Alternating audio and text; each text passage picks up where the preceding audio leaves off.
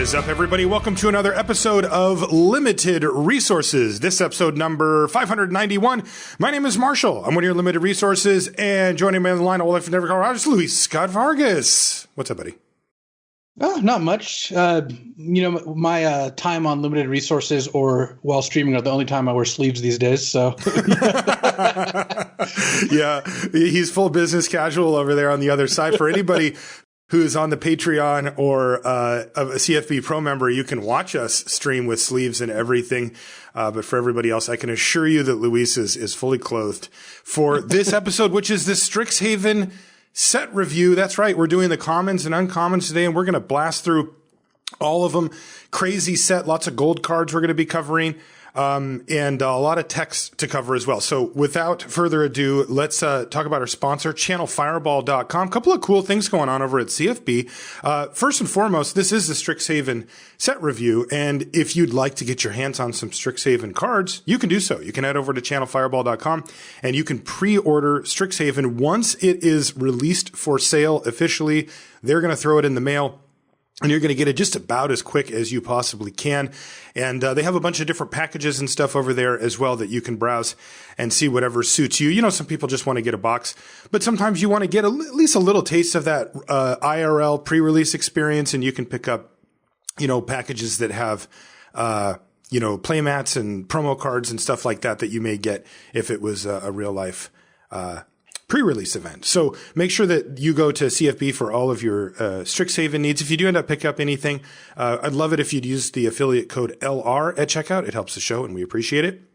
And then also, while you're there, you're going to notice something, a new look over at CFB. There's a really slick new logo, Luis. You guys did a great job with that thing. Yeah, I think it looks awesome. I was a little sad. The old guard, me, John, and Mashi, the founders, we were a little sad to retire Ballsy. That was the name of the previous logo, and that was the Screaming Fireball coming out of the not even a flat screen TV. Like that's how old we're talking. And yeah, baby. So it had a good 12-year run, but I think it is definitely time to get sleeker. And I'm happy where it ended up. Yeah, the logo's beautiful. I'm a real stickler for logos, so I definitely appreciate that you guys took the time to do that. So cool new look over at Channel Fireball, and you can check all that out again at same old site, channelfireball.com. Please do check them out. Also, if you'd like to support this show, if this show helps you out, with the set reviews or the regular episodes or get you through the day, whatever it is, you can do so at patreon.com/limited resources. That is the best way to support the show directly. It's what keeps the show going. And we really appreciate everybody that takes a minute to go over there. It's fully transparent. You know exactly what you're getting. You can change, go away, come back. If your life circumstances change or whatever, you make more money. You're like, hey, I'd like to support them. Great. If things change, you want to go away for a while. That's great. I have people all the time say, hey, I need to take a break from Patreon, but I'll be back. And then they come back, and it's like not a problem. That is one of the things that I love about Patreon is how easy it is. You're not committing, right? It's not like, oh, I have a subscription for a year. It's just you get to choose every aspect of it, and you can change it as many times as you want, whenever you want, to make sure that it fits your life, because that's how we want it to be. We want it to be a thing that you're comfortable doing and that you're excited about, not something that you feel like you have to do. If you want more information about that, it's patreon.com/limited resources. Everything's right on the front page to help you figure out what you want to do for that. Okay. Luis, set review time, baby. This is the commons and uncommons for Strixhaven, and that means that we are going to be giving these cards grades. So run us through our grading scale before we jump into the cards. All right. So we're going to start with the A's. A's are bombs, game winners, cards that are good in many situations, especially when behind, and just the overall best cards in the set. Sometimes these also include hyper-efficient spells. Murderous Cuts are our favorite example of the efficient A. But for Kaldheim, you've got cards like Coma, Starnheim, Unleashed, Asika's Chariot. Just the pick one, pack one bombs. B's are cards that actively pull you towards their color, headliners for a set, and reasons in this particular case to be in a school. This is a kind of guild-based set like Ravnica, where there's 5 two-color pairs, and the B's are the cards that really pull you to those pairs and help you commit to them. So cards like Poison the Cup, Agar the Freezing Flame, Spirit of the Elder Guard. B's tend to have a lot of the best uncommons as well, and maybe one common per color sometimes. C's are playable. These are the pawns of limited is what we call them. They're interchangeable. You're going to end up with plenty in your deck. They're not cards you're unhappy to play, but they're also not cards you're thrilled to take in the first couple picks. These are cards like Baskir Shieldmate, Grizzled Outrider, Augury Raven, just kind of like the medium cards. These are the cards that you are unhappy to run in your deck. They're sometimes playable. You run them if you have to, but honestly, in this day and age of limited, you just don't really have a good reason to run these most of the time. You shouldn't be short on playables. They just don't make sets that way. So these are cards you strive not to run. Cards like Draugr Thought Thief, Death Knell Berserker, just the real like middle of the road or slightly below middle of the road cards. Fs are cards that are unplayable in virtually all scenarios. These are like your weirdo rares or your 10-mana cards that you just shouldn't have in your deck unless something really strange is going on. Tybalt's Trickery is a great example of that. It turns out Dogged Pursuit was actually an F as well, but that's maybe even a D minus, borderline F. Either way, these are cards under normal circumstances you will never play an F in your deck in the entire format. We also have two kind of subgrades. One is sideboard. So these are cards that tend not to make the main deck in best of 3, but once you board them in, they can be pretty good. These are mostly cards that destroy like artifacts or enchantments or flyers, like very narrow cards. Broken Wings is a card we graded as sideboard. It ended up kind of graduating to the main deck, but it's the kind of card that it just depends on the format and often will end up as a sideboard card. But for the most part, you're looking at particularly narrow cards that you can't risk playing in the main deck. You actually see slightly fewer of these in modern sets because of the push to design for best of 1. And in this set in particular, we're not going to see very many because most of the cards that would be sideboard cards actually are lessons now. So we're going to get to that as we get to the new cards. Lastly, we've got build-arounds. These are cards that are typically not good enough on their own. They just don't do much or do very little on their own. But if you build around them, they can be among the best cards in your deck. They're worth building around. So these are cards like Narfi, the Traitor or Betrayer King, Rune Crown, cards that if you put in the work, you get the reward. That's right. And we're keeping an eye out for these as we work our way through. As Luis mentioned, we use the grades to kind of put a punctuation mark on our thoughts on it rather than to be the end-all, be-all. Moving forward. Now, Strixhaven as a set has kind of an interesting structure. It's built around 5 enemy color pairs. They're called colleges. We've also had these type of setups before with the guilds, going back to the different Ravnica sets that have come out. But these are reimagined color pairs. And so what we're going to do is start with the gold cards, and we're going to look at these and try to kind of sort out for ourselves what are the color pairs trying to do? What are their new identity in game, right? Because there's all this cool flavor stuff and these websites and this neat stuff that you can do to check it out. But for us, spiked limited players, we want to know, well, what are these color pairs actually doing in game? What am I trying to accentuate? What are these not doing? Okay, so with that in mind, let's get into the gold cards here. First one up is Ether Helix. It's our first Quandrix card, which is the blue-green college. It is 3 green-blue for a sorcery at uncommon. It says, return target permanent to its owner's hand and return target permanent card from your graveyard to your hand. So you're kind of getting two effects in one card, but for 5 mana sorcery speed, it's a lot.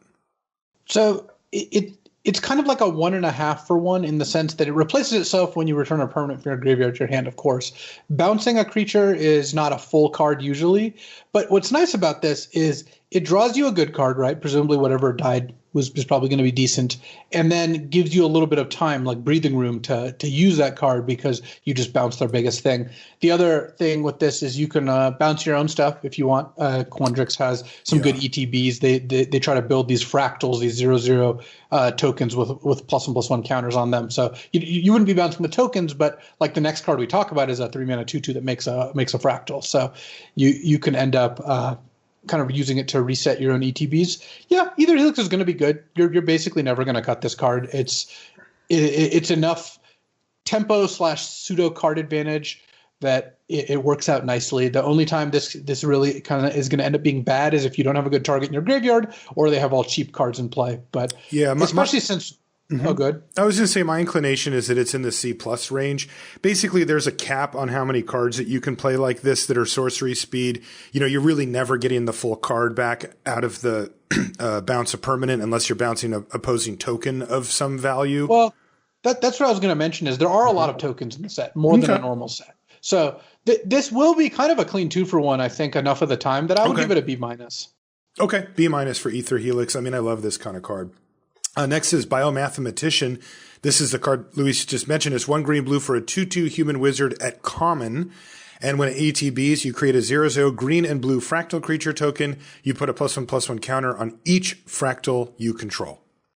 I really like this card. Yeah. Baseline, 3 mana for a 2/2 plus a 1/1, which is a fine deal. You know, that's not like super exciting, but right at that rate, if it was just a 3 mana 2/2 that made a 1/1 token, I think it would probably get like a C to C plus. Mm-hmm. You know, mostly C, depending on what else is going on in the set. Yeah. But what this does is it pumps all your fractals, and there's a number of cards that make fractals up to and including just having multiple Biomathematicians. You end up, if you go turn 3, turn 4 Biomathematician, you have 4 2/2s in play. Mm-hmm. And that is quite strong. So I would give Biomathematician a B minus. And keep in mind, it's better earlier in the draft and worse later in the draft, you know, or rather, earlier in the draft, you can speculate on it. Later in the draft, if you don't have the support, it goes down a little bit. But it also could go up if you have a ton of fractals. Right. I like B minus for Biomathematician, but it will be varied based on the number of fractal creating cards that you have. And like you said, including other Biomathematicians. Next is Blood Researcher. This is the 1 green black 2/2 vampire druid. This is common. It has menace. So 2/2 menace for 3. And whenever you gain life, you put a +1/+1 counter on it. So where are we going here with this green black? And what is this called again? I forget. The green black is Witherbloom. So one of the things Witherbloom does is it makes pests. Pests are 1/1s that when they die, you gain 2 life. So it's got a variety of cards that make pests and cards that sacrifice creatures, so you're getting that 2 life. You're using the pests for good value. I think Blood Researcher fits very nicely into that. A 3 mana 2/2 menace is a little below curve, of course. Right. But a 3 mana 3/3 menace is well above curve. It's more above curve than a 2/2 is below curve. It is. Like, yeah. And that does matter because menace gets really, really good the bigger the creature is because it forces the opponent into some really uncomfortable situations. So I would give Blood Researcher a C. I don't think the card is like a standout, but there's some decks where it'll punch above its weight class. So C with room to grow for sure. Yeah, C for Blood Researcher. Next is Closing Statement. This is 3 black white for an instant and uncommon. It says, this spell costs 2 less to cast during your end step, which I've never seen that before. Destroy target creature or planeswalker you don't control. Put a +1/+1 counter on up to 1 target creature you control. Sorry, I just want to clarify for the previous card. Pests gain you 1 life. For some reason, I thought they gained you 2. Oh, okay. It doesn't really change anything on Blood Researcher. Right. Anyways, for Closing Statement is very, very good because you would pay 5 mana for this effect and feel like it's okay. An instant speed kill anything and get a +1/+1 counter. The fact that you can play it for 3 mana is incredible. I mean, this is an easy B plus from me just because it's a 3 mana kill spell that gives you a counter, even if you have to play it at a kind of awkward time. Yeah. One thing I want to note is I don't know how they're going to handle priority passing on Arena, but sometimes on Arena, it doesn't give you priority in your own end step. So imagine a situation where you have 4 mana out and you draw this. And then it just skips right through. It skips right through your turn. So if you have Closing Statement in your deck, you might want to set a stop in your end step, unless sometimes they code specific cards to grab priority at specific moments. Like, for example, cards like Expansion, Explosion, or Dual Caster Mage that copy spells. In fact, there's cards that do that across a lot of different sets. Will automatically give you priority when a spell is on the stack when you normally wouldn't have it. Yep. So Closing Statement might work that way. It's just something I could see coming up. But yeah, the card is excellent. The other thing I wanted to mention about Closing Statement is paying full price for this is actually the ideal scenario because you could easily find yourself in a combat situation where you can kill an opposing creature and have one of your creatures win combat that it wouldn't have, netting you a 2-for-1. Yeah, you give up the efficiency of the 3 mana, hard removal spell, but there's a lot of times when then the efficiency isn't the name of the game. It's outright power. So make sure that you're really evaluating the board and trying to figure out, is there actually a scenario where A, I can cast this, I have the mana to cast it, and B, I could find myself in a situation where it's worth it, or do I need to just take the efficiency? That's the dance you're going to be doing. But I like B plus on Closing Statement. Extremely powerful and common. Next is Cram Session. This is 1 and a green-black hybrid, so it's only 2 mana. It's sorcery, it's common, and it says you gain 4 life. So straight away, this is awful, but it also has Learn, and this is our first instance of Learn, so I'm going to read the rules text for it. It says you may reveal a lesson card you own from outside the game and put it into your hand, or discard a card to draw a card. So if you have a lesson card, which we'll be running into during the set review here, then you can go grab it. And if not, if you'd like, you can ditch a land or an uncastable card from your hand and draw a card. And this is while you're gaining 4 life for 2 mana at sorcery speed. So this is the perfect time to jump into the kind of the broader topic of lessons and learn, just so, you know, as we go over these cards, we don't have to retread that. So in general, I think this mechanic is pretty good in the sense that if you pick up a couple lessons, they live in your sideboard. Outside the game means your sideboard. And that doesn't cost you anything in limited. This isn't constructed where this mechanic, I think, is quite a bit weaker because you just don't want to use up sideboard slots necessarily. Mm-hmm. In limited, if you drafted, you know, as many lesson cards as you want, you could throw them in your sideboard. There's no cap there. So the question is, in general, is learn on a card worth more or less than, say, drawing a card? And it's a little tricky. It's not, I think, a 1-to-1 comparison because in the late game, you can pick up an expensive lesson, like there's some kind of expensive ones, and you're going to be generally happier with that if you have access to those lessons. In the early game, I'd say draw a card tends to be quite a bit stronger because often you're looking for lands and rummaging because this gives you the buyout of discard a card to draw a card, which I think is a cool addition because that means that these are not going to be disappointing when you run out of lessons to learn. But that's clearly weaker than drawing a card, right? Discarding a card to draw a card. Mm-hmm. Mostly lessons are on the weaker side. That there are cards you would not put in your main deck. There's a couple exceptions, but for the most part, they're cards that are on balance weaker than your average card. But the thing that makes up for that is you get your selection of them. So imagine the scenario where you've got a way to kill an artifact or enchantment that's a lesson, which, you know, these things exist. Mm-hmm. You have something that makes a creature that's a lesson, and you have like just some big expensive thing that's a lesson. Well, when you cast one of the learn cards, you get to take whatever is the best in that scenario. Like one of the cards is you sack a creature to exile, or you exile one of your creatures to exile one of their creatures. That's not a card you necessarily want to put in your deck. It costs 3 mana. It's not a very efficient rate.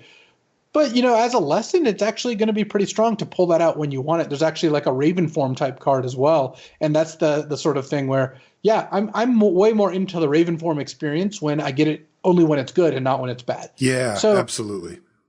Overall, I would say that learn is going to fluctuate between being worse than drawing a card and better, depending on what lessons you have and the stage in the game. That said, I don't want to play a card which all basically does is learn, which is very close to what this card does. Right. And this is a cheap card too, which means you're going to play it early in the game, and at that point, it's just so much worse than drawing a card. You're not even you wouldn't even always play 1 and a green/black sorcery gain 4 draw card. Right. Revitalize was a card we frequently found ourselves cutting in limited decks, and that was an instant. Yeah. Cram Session is no exception. Right. One thing I did want to add though is you were comparing the ability to choose different lessons cards versus a card, right? But yeah, it is like if you ditch a card from your hand, it could just be a land that you really don't need, correct, right? So it is probably almost always better if you have anything decent as a lesson to guarantee to get that, unless it's a narrow case card like you mentioned, a naturalized effect or something like that. The exception is when you need lands.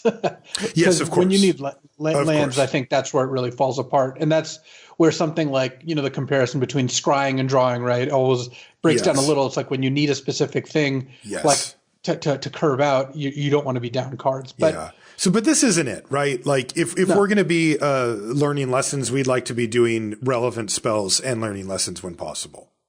Yeah. So there are a lot of strong cards with learn because, you know, as we get to a creature that's just like, you know, 2 mana, 2/1 with learn or whatever, that's a card that's more than it's a 1.5/2 for 1. That's good. This is like a 0 for 1 or very close, 0.5 for 1. So I think that a Cram Session is not where you want to be. I would give it a D. I could see a deck that really wants life gain and has good lessons, maybe playing it, but for the most part, I think you should, much like in real life, avoid Cram Sessions. That's right. All right, so we'll take a look for if there's better learn options down the line. Next is Creative Outburst. It's 3 blue, red for an instant at uncommon.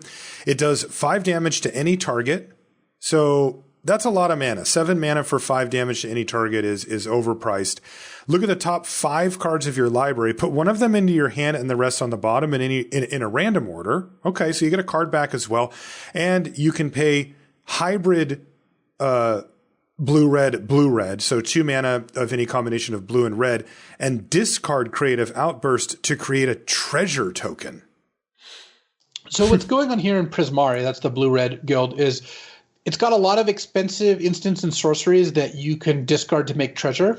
And it's got cards that reduce the cost of your expensive spells, cards that make treasures. Well, this card itself makes treasures, and other cards that make treasures that help you cast these expensive spells. And then it's got some amount of cards that play with things from your graveyard. So there's definitely some synergy stuff going on here. In general, I don't value the ability to discard it to make a treasure very highly, because spending 2 mana on a card to make a treasure is a really bad deal. Mm-hmm. Like we're not happy when we do that. And cards that play this from your graveyard, like a reanimator, spell reanimator style of thing, aren't that common. So that's not going to be an experience that happens very often. So mostly what you're looking at this is, do I want an expensive finisher that lets me kind of buy out for a treasure? The upside of that would mostly be, imagine a deck that has like a Creative Outburst and 2 Elemental Masterpieces. We're going to get to that in a second, but that's another 7 mana sorcery that has the double mana discard to make a treasure. And if I draw like 2 of my 7 drops, I can discard 1 to make a treasure and then get to the other one a little sooner. Mm-hmm. And that's okay. It's still not great though. That's a parachute, right? I mean, that is not plan A. Because when you do that, you're going to end up jumping through a lot of hoops to play these cards. That said, this is worth 7 mana. In general, this is a card I don't feel bad about casting for 7, because you're going to kill their biggest creature in most circumstances, and the best card of your top 5 is pretty strong. That's very strong. That's generally going to find you something pretty good. So I think Creative Outburst is good. This is the kind of card I wouldn't mind taking early, and especially trying to build around, because you pick up one of the 2/2s that makes your spells cost 1 less. It makes all your spells that cost 5 or more cost 1 less. All of a sudden, you get to actually cast this card on a pretty consistent basis. So I would give Creative Outburst a C+. It's definitely a card you have to put some effort into. It's not a full build around, because you can just put it in any blue-red deck, but it's a card that gets certainly quite a bit stronger if you take a little bit of time to try to work it into your deck the right way. Yeah, worth noting that it is damage to any target, so this can also just be a way to end the game. Next is Demogoth Woe Eater. This is the mana costs on these are kind of funny. So it's 1 black, green, and then a black or green. So it's 4 mana total. And it's a 7/6 demon at uncommon. So 4 mana, 7/6. What's going on here? At the beginning of your upkeep, sacrifice a creature. Ouch. When you sacrifice this guy, each opponent discards a card, you draw a card, and you gain 2 life. That's kind of interesting. Yeah, first of all, the mana cost, I find these mana costs to be kind of just weird. They look in absurd. The sense that it's basically 1 black, black, green, or 1 black, green, green, which in a green black deck kind of doesn't matter. So this is mostly just designers being cute. I think I don't really see a huge upside for this, but it's fine. Whatever. It doesn't really matter. I think they like the way it looks. Yeah, it does look kind of cool for sure. As for the card itself, I think this is pretty strong, because by itself, let's say you didn't have any other creatures you wanted to sacrifice. You play this, they can't attack for a turn on the ground, right? It's pretty hard to attack into this thing. And then on your upkeep, they discard a card, you draw a card, and you gain 2. That's not terrible. You're getting a 2 for 1. And note that when you sacrifice this, it happens, so you could sack this to another effect and still get that trigger. Oh, okay. So in the situation where you're like, all right, I'm going to play this, then sack it, eat it with one of my other, Witherbloom things, all of a sudden you're getting a 3 for 1 at that point. It's getting pretty good value. Plus, of course, this can just start eating up pests for a turn or 2 while cracking in for 7. So I think in the average green-black deck, this is going to be quite strong. Just based on what the cards are, the cards that exist in green-black, I think this is going to be good. And it's got a pretty decent fail case, right? Some of these cards, they just eat themselves for no benefit if you run out of creatures, right? That's what we're used to. Well, the Woe Eater doesn't do that. It actually offers you a buyout that sometimes you'll even choose above sacrificing another creature. You kind of get maximum options here. So I would give the Woe Eater probably a B. I think this card's going to be pretty scary for your opponent. Yeah, I think so too. Demogoth Woe Eater B. That card looks really sweet. And I like the flexibility too. Deadly Brew is next. Hopefully you didn't bring one of these to the league weekend next time, Luis. It's a black green for a sorcery at uncommon. Each player sacrifices a creature or planeswalker. If you sacrificed a permanent this way, you may return another permanent card from your graveyard to your hand. So this is an edict, in the sense that you have to sack your own creature. Mm-hmm. Edicts tend to not be very good, but you get your card back because you get a permanent back that's presumably quite a bit better. Yeah, it's just not hard to find that out. You just need to enable this. And when you start sacking, pests to this or things that trigger off sacrifice or any of the other things, it becomes actively good. Because imagine if right now this is even on cards, right? You spent this plus a creature, you got a card back, so you're down one card, and your opponent's down one card. They sack their worst creature. But when you sack something that's worth less than a card, maybe half a card, maybe even less, if you can generate pests at a really cheap rate, all of a sudden it's a 2-for-1 that gets you your best card in your graveyard back. In a deck that has a lot of graveyard stuff going on and creatures, Damogoth Woe Eaters eating themselves and coming back and whatnot. I think Deadly Brew is going to be a card that Witherbloom decks are going to be very happy to see.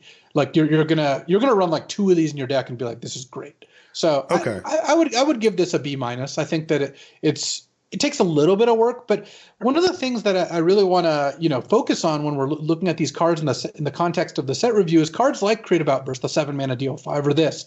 They do their thing in just their average red, blue, or green, black deck, and that's one of the things that guild sets tend to be stronger in because there's just 5 color pairs that are supported. Those color pairs are supported. You just can't draft a green, black deck without having some amount of pest generation unless you're trying not to do it. It's going to be hard to draft a blue-red deck that doesn't have some spell stuff going on. So the cards that kind of play into that, I don't even really consider them build-arounds because they just naturally occur that way. That's right. And one thing to think about with Deadly Brew is your natural inclination would be to focus on the fact that your opponent has to sacrifice a creature, and that's kind of what you're getting from this. But I think you should actually flip it around and say, I want to do this thing where I'm sacking stuff, getting stuff back from my yard. And by the way, while I'm doing that, you sack a creature. Thank you. Right? Because these edict effects, sorcery speed, they tend to not be super great in limited. But hey, if they're tacking it onto something that's generating you value anyway, great. Then sometimes they're really good. Also, I mean, you can't just run this out on turn 2 if they've played something and you haven't, right? Like if you just want to edict them. Yeah. That will come up occasionally. Yeah, note that you have to sack a permanent to get a permanent back. There's no complete free rolls here, but yes, you can just play this on the draw to kill their 2-drop or whatever. Right, exactly. All right, so B- for Deadly Brew. Next is Decisive Denial. This is blue-green for an instant and uncommon. Choose one. You can either have target creature you control fight target creature you don't control, or counter target non-creature spell unless its controller pays 3. I love this card. Instant speed fight is sweet. Yeah. Put in 2 kind of situational effects because, as we've gotten a lot more knowledge about fight cards over the last couple of years, right? Yes. Every set now has like 2 or 3. Yes, they're all over the place.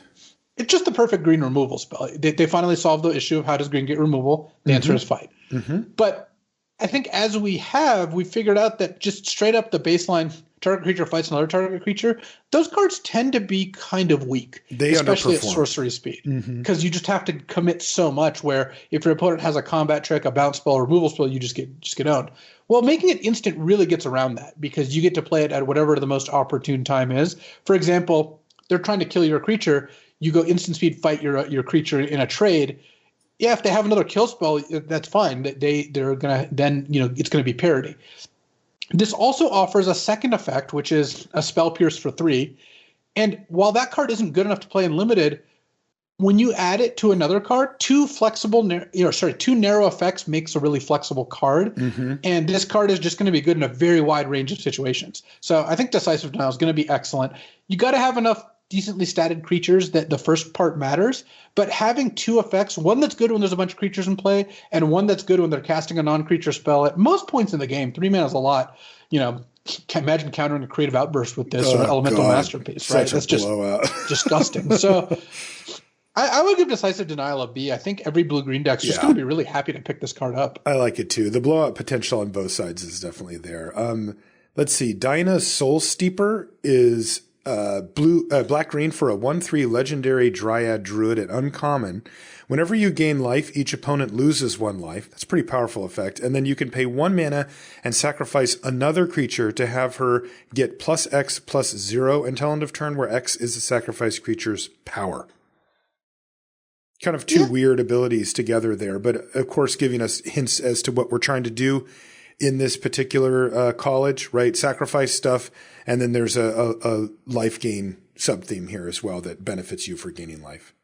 Right, and she can eat pests. That's apparently what's in her brew. So right, she's just having a hot mug of steaming pests, and that'll give her +1/+0 and drain them for 1. Yeah, so, I just like 1 mana sacrifice another creature effects in decks like these.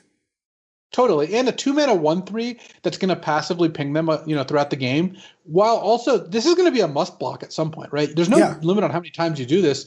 Sometimes you attack with this and they're like, well, if I don't block it, I'm going to take 15. So I guess I need to block it. And, that can set up combat tricks and whatnot nicely. So I would give Dinah the Soul Steeper. I would give her a B. I think that, again, every Witherbloom deck's just going to be really happy. And this is something you'll see, by the way. The average grade on the gold cards is going to be pretty decent in the guild sets because, again, everything is just so synergistic and there's a lot of backup for all of these cards. Yeah, I like B for Dinah's Soul Steeper. Usually these decks that have look, just the very few cards we've seen care about the graveyard a lot already.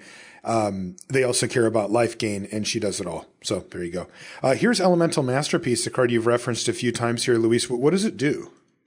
So it's 5 blue-red for a sorcery at common, and it creates 2 4/4 blue and red elemental tokens. Wow. And then it has the discard it for 2 mana and make a treasure token ability. So 7 mana make 2 4/4s is less than what I would want to play in a normal deck. When I'm looking for 7 mana spells, I'm looking for things like Creative Outburst. Deal 5, look at the top 5, draw a card is about on par for, hey, I'm putting a 7 mana card in my deck. I want 7 mana cards to really do something impactful. And these are non-flying elemental tokens, right? They're flying, completely different ballgame. Right. So I think Elemental Masterpiece on those merits would be a little under par. Just you don't want to end up doing it. But it's got a couple of things going for it. The main one is that in blue-red, there's a lot of support for doing this kind of stuff. And this is the sort of thing where like, hey, I've got the perfect blue-red deck. This is kind of the consolation prize big spell. There's some really good big spells at every rarity. This is not one of them, but it's one that if you have all the other pieces, you can definitely use Elemental Masterpiece to take advantage of them. And then paying 2 to discard it helps support other big spells as well. So I would give Elemental Masterpiece a C. I think that in a normal set, it would be closer to like a D, but obviously there's just a lot going on here that supports the Masterpiece. Yeah, I like C for Elemental Masterpiece as well. That brings us to Elemental Summoning. This is 3 and then 2 hybrid blue-reds, so 5 mana total. It's a lesson, it's common, and it creates 1 4/4 blue and red elemental creature token. So 5 mana 4/4, easy to cast in the deck, but the key thing here, Luis, is that it's a lesson. Yeah, and this is a card you would never put in your main deck, right? Or not never, because sometimes things happen, but you would really strive to not include 5 mana 4/4 vanillas in your main deck. Especially their tokens and yeah. But this is actually, I would give Elemental Summoning a C+ because you're going to really want one of these as one of your lessons, because in the late game, being able to turn any learn card into also a 5 mana 4/4, that's a good deal. You're just not going to run out of gas when you do stuff like that. Yeah, this just seems like a bread and butter lesson card, right? Just the type of card you really want to have if you're doing the learn thing. I assume it's still going to be taken at around a C level. Like this still, at no point in the game is this exciting, right? It's just sort of a thing that you'd like to check that box if you have multiple learn spells in your deck. Yeah, one of the things that I think is going to come up is you're going to look at your learn curve as well. And this becomes pretty valuable when you have a lot of learn cards that cost less than 5 mana, so that you can kind of guarantee, hey, my deck's going to be really good at curving out. I'm going to play my 2-drop that gets this.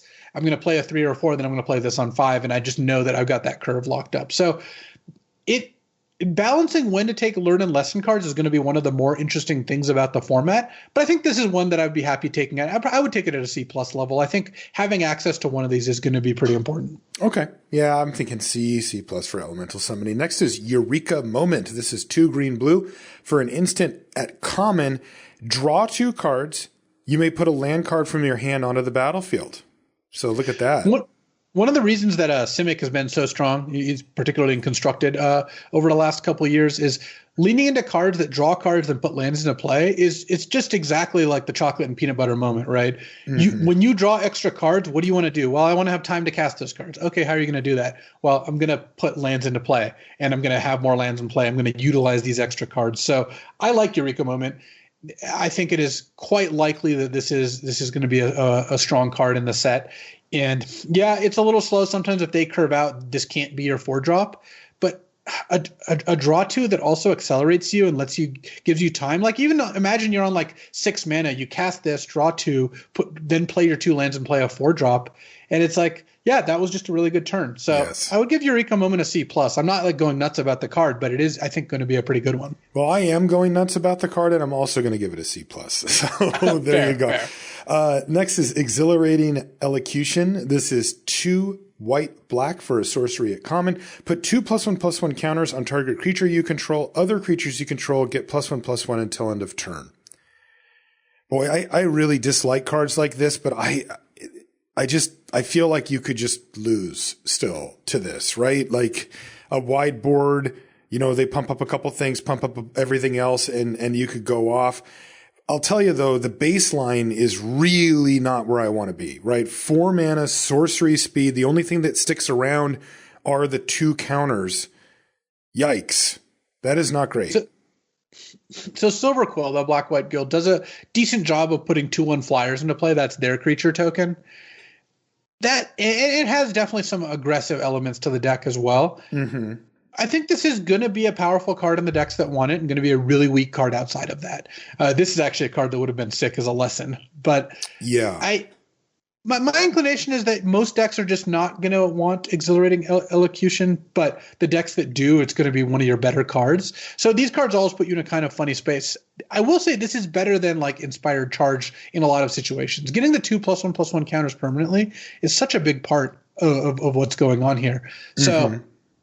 I would give it the Elocution probably like it's going to be like one of those like build around Bs where if I had to give it a grade without a build around, it'd be like a C- in terms of how often you'd play it and when you'd pick it. But it's going to be a B in some decks. Like the card, it has a lot of potential.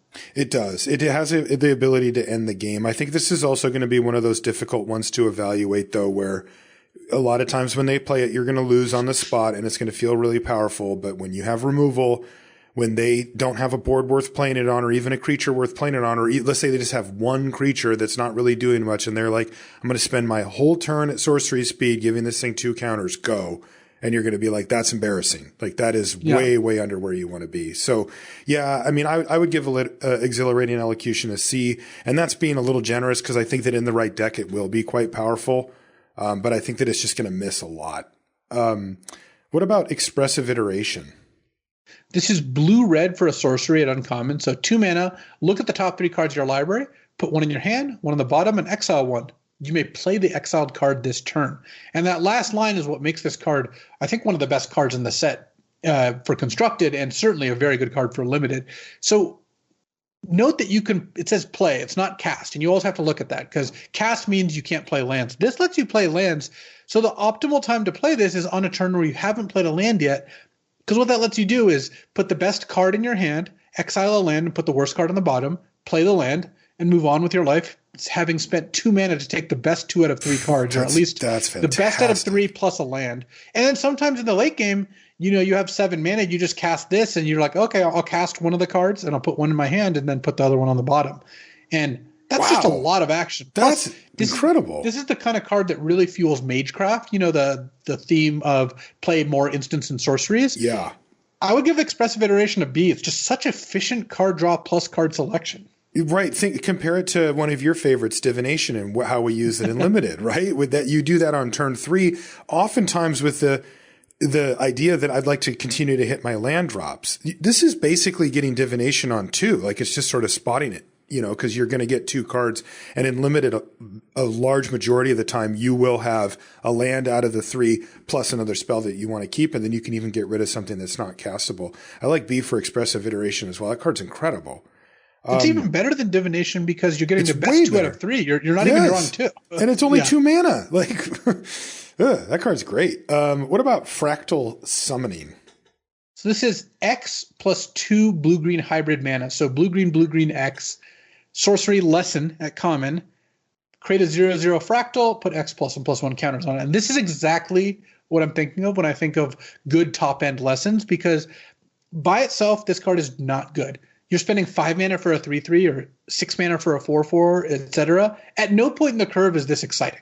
Right. But when you can just pick this up in the games when you're flooding out, all of a sudden, yeah, this is an extra 7/7 on your team. And that is pretty good. So I would give Fractal Summoning kind of like a C plus like Elemental Summoning, where in your decks with lessons, you really want one. Also, one thing to note for both Fractal and Elemental Summoning is they are hybrid, which means they can fit into not just Quandrix, but any guild or, sorry, a school that touches blue or green. College. College, right. So I think Fractal Summoning is going to be one of the more in-demand lesson cards. That said, you really generally are just going to want one. You don't really need multiples, and that's true of most lessons. So I like Fractal Summoning. I would give it a C+. This is one of the cards that makes me excited to kind of learn lessons and go to school. Yeah, definitely. That's the flexibility of an X spell at the lesson slot is going to be very good. Fracture is next. It's black-white for an instant at uncommon. Destroy target artifact. Okay, that's not a creature. Enchantment? No. Or planeswalker.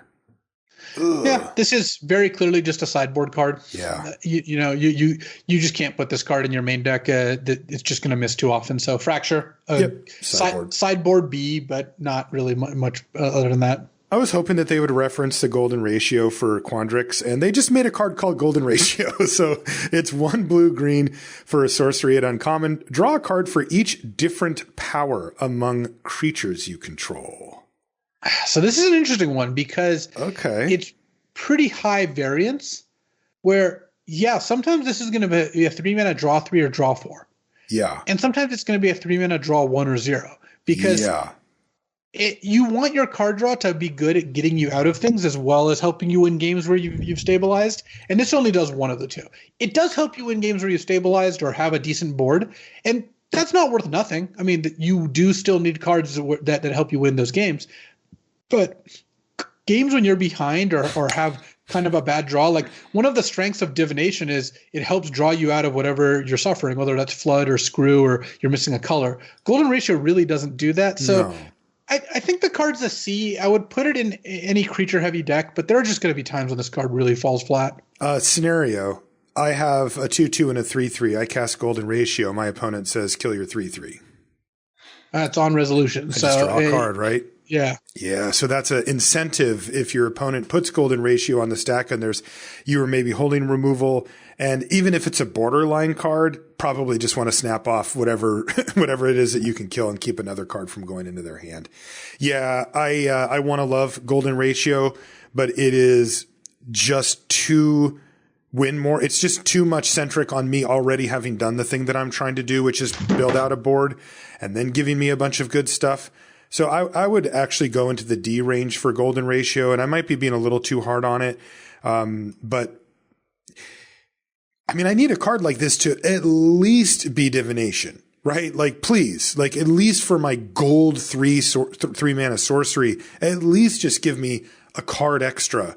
And I can't guarantee that with this. And yes, it can get me 4 or 5 cards or 3 or 4 cards. But as we mentioned, those are boards where I'm either winning or we're at parity anyway. So I'm going to say it's going to be at its D+. best when you draw 3. Yeah, that's probably your hype zone there. So I'm going to say D+ for Golden Ratio. I don't think it's very good. And I really want it to be. I mean, Quandrix is right where I'm at. Like, this is hitting me in all the right spots. But yeah, no. What about Humiliate? We already knew that Quandrix was the school you were going to go into. Yeah, so. The college, Luis, the college. You have to be on brand. I don't do coverage. I know. I got an email, so it's like, these are called colleges. I know where you got it. Don't worry. All right. The next card's Humiliate. This is white-black for a sorcery at uncommon. Target opponent reveals their hand. You choose a non-land card from it. They discard that card, put a +1/+1 counter on a creature you control. Yeah, one of the themes here is basically getting a +1/+1 counter in Silver Quill alongside whatever else it is you're doing. And I think that Humiliate's going to be pretty good. 2 mana for unconditional discard. Like, you can't take lands. So do that. that's not a fun part of the game. Mm-hmm. But 2 mana to really get to disrupt their curve, take their best card, that's totally fine. And then putting a counter on a creature you control means, you're getting a little bit of extra from this. So I would basically always play this in black-white. It's just too efficient not to. The dividing line for me, 3 mana to make them discard a card of your choice, not good, too slow. 2 mana, that's about right. Yep. And then getting that counter is a nice part of the deal. It's not even like you need to play this on turn 2 anyway. It's often going to be better on like turn 4 or 5 alongside something else. So I would give Humiliate a C+. I'm not like over the moon about the card, but it is good. Yeah, I like C+ for Humiliate. Also, wow, that's a premium single word card there. Humiliate. There was never a card called Humiliate? I'm surprised. Infuse with Vitality is our next card. It's green-black for an instant at common. It says, until end of turn, target creature gains Death Touch, and when this creature dies, return it to the battlefield tapped under its owner's control. And by the way, if you weren't convinced, I'll throw in 2 life. You gain 2 life. This is kind of funny because it does make it so pests can kill anything, but of course they're tokens, so they wouldn't come back. Right. It's going to be at its best in a creature-heavy deck that you've got a bunch of small creatures you're trying to punch up, and then especially if you have ETB abilities where this is where this kind of card becomes actually a solid 2-for-1. Imagine you have a creature with a good enters the battlefield ability. You block, you use infuse, you trade off for a creature, and then you get that trigger again plus 2 life. That's not that hard of a scenario to set up because this makes it so any creature kills any creature. And I think that's an important part of the card. This requires a creature-heavy deck, but I like this at C. I think Infuse with Vitality is going to end up playing out pretty well, and the 2-life Rider can trigger some of your cards as well. Yeah, this is going to rely heavily on, the situation where your opponent doesn't have access to instant speed removal, but in the scenarios where that's not the case, it's pretty good. This reminds me of way back when Brian Wong was on the show. Necrobite was a card that him and I went back and forth about, which was a similar card. It was an instant that gave the creature Death Touch and then regenerated it. So basically it would trade off for anything and then come back. This is a modern version of that. But these cards do overperform when you can set up the scenario to make them work. ETB triggers and stuff as well. There's a very high upside on these. You just have to be very diligent about how you use them. What grade did you want to give it? I would give it a C. I think Infuse with Vitality is just a solid card. I do too. And it will lead to some gross blowouts. Next is Inkling Summoning. This is 1 and a black-white hybrid, so 3 mana total. It's a sorcery. It's a lesson. It's common. And it says create a 2/1 white and black Inkling creature token with flying. So here we have, a main deckable lesson.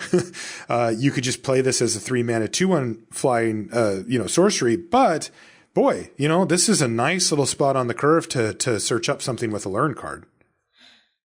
Yeah, both summonings from Silverquill and Witherbloom, I think, are the most main deckable lessons. And this one is, I think, going to be a premium lesson. This is one you really want to learn because, yes, you can put in your main deck, but also just this is the kind of card that makes it so all your learn cards are just good 2-for-1s because this is a real card. A 3 mana 2/1 flyer is not embarrassing. And as such, I would give Inkling Summoning a B- because not only does the first one matter a lot, you'll play multiple of these. There's not really diminishing returns on this so much. Right. So, they're also good late in the game. 2/1 flyers can actually matter even on turn 7, 8, 9. Yeah, and this is really efficiently costed. So B- for Inkling Summoning. I could even see moving it up to a B, honestly. Yeah, this card also taught me the lesson of read your emails a little more carefully, as it turns out. Next card is Killian Ink Duelist. This is black-white for a 2/2 legendary creature, human warlock at uncommon, It's a lifelinker with menace. So 2 mana 2/2 lifelink menace. That's strong. That is a real problem for a lot of decks. And it even has more. Spells you cast that target a creature cost 2 less to cast. Jeez. Killian, killing it. Oh yeah. I would give a 2 mana 2/2 menace lifelink probably like a B. Just straight up. And I don't think the spell's ability bumps this to a B+, but it's a solid B. It's a card you're always going to be happy to play. 2 mana 2/2 lifelink menace is just going to crack in for a couple hits, gain you a bunch of life, and then set up maybe awkward blocks or you use removal to get around it. And then the other ability sometimes is just going to add 2 mana to your mana pool. Yeah, and that is awesome. That is awesome. And this this college does have that thing we talked about, exhilarating elocution. Well, I'd love to put some counters on Killian, right? I mean, this card is just such a bear to handle anyway. And if you can, grow him, make him temporarily hard to kill, etc., that's even better. So rock solid B for Killian Ink Duelist. Next is Lorehold Apprentice.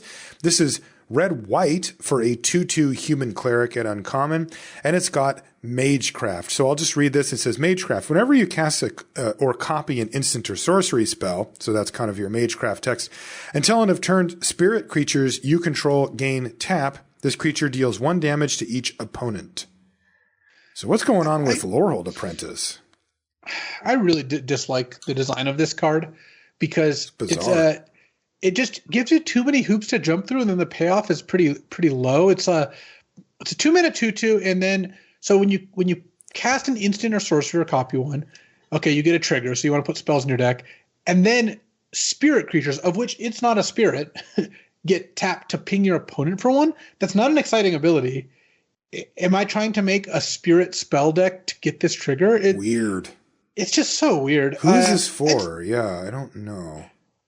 I mean, it's a fine card. Like a 2-mana 2/2 with some upside, and maybe late in the game you got a spirit or 2 in play, and all your spells get to become deal 2s to your opponent because it doesn't even ping creatures. Like everything about this card is kind of disappointing. So it really is.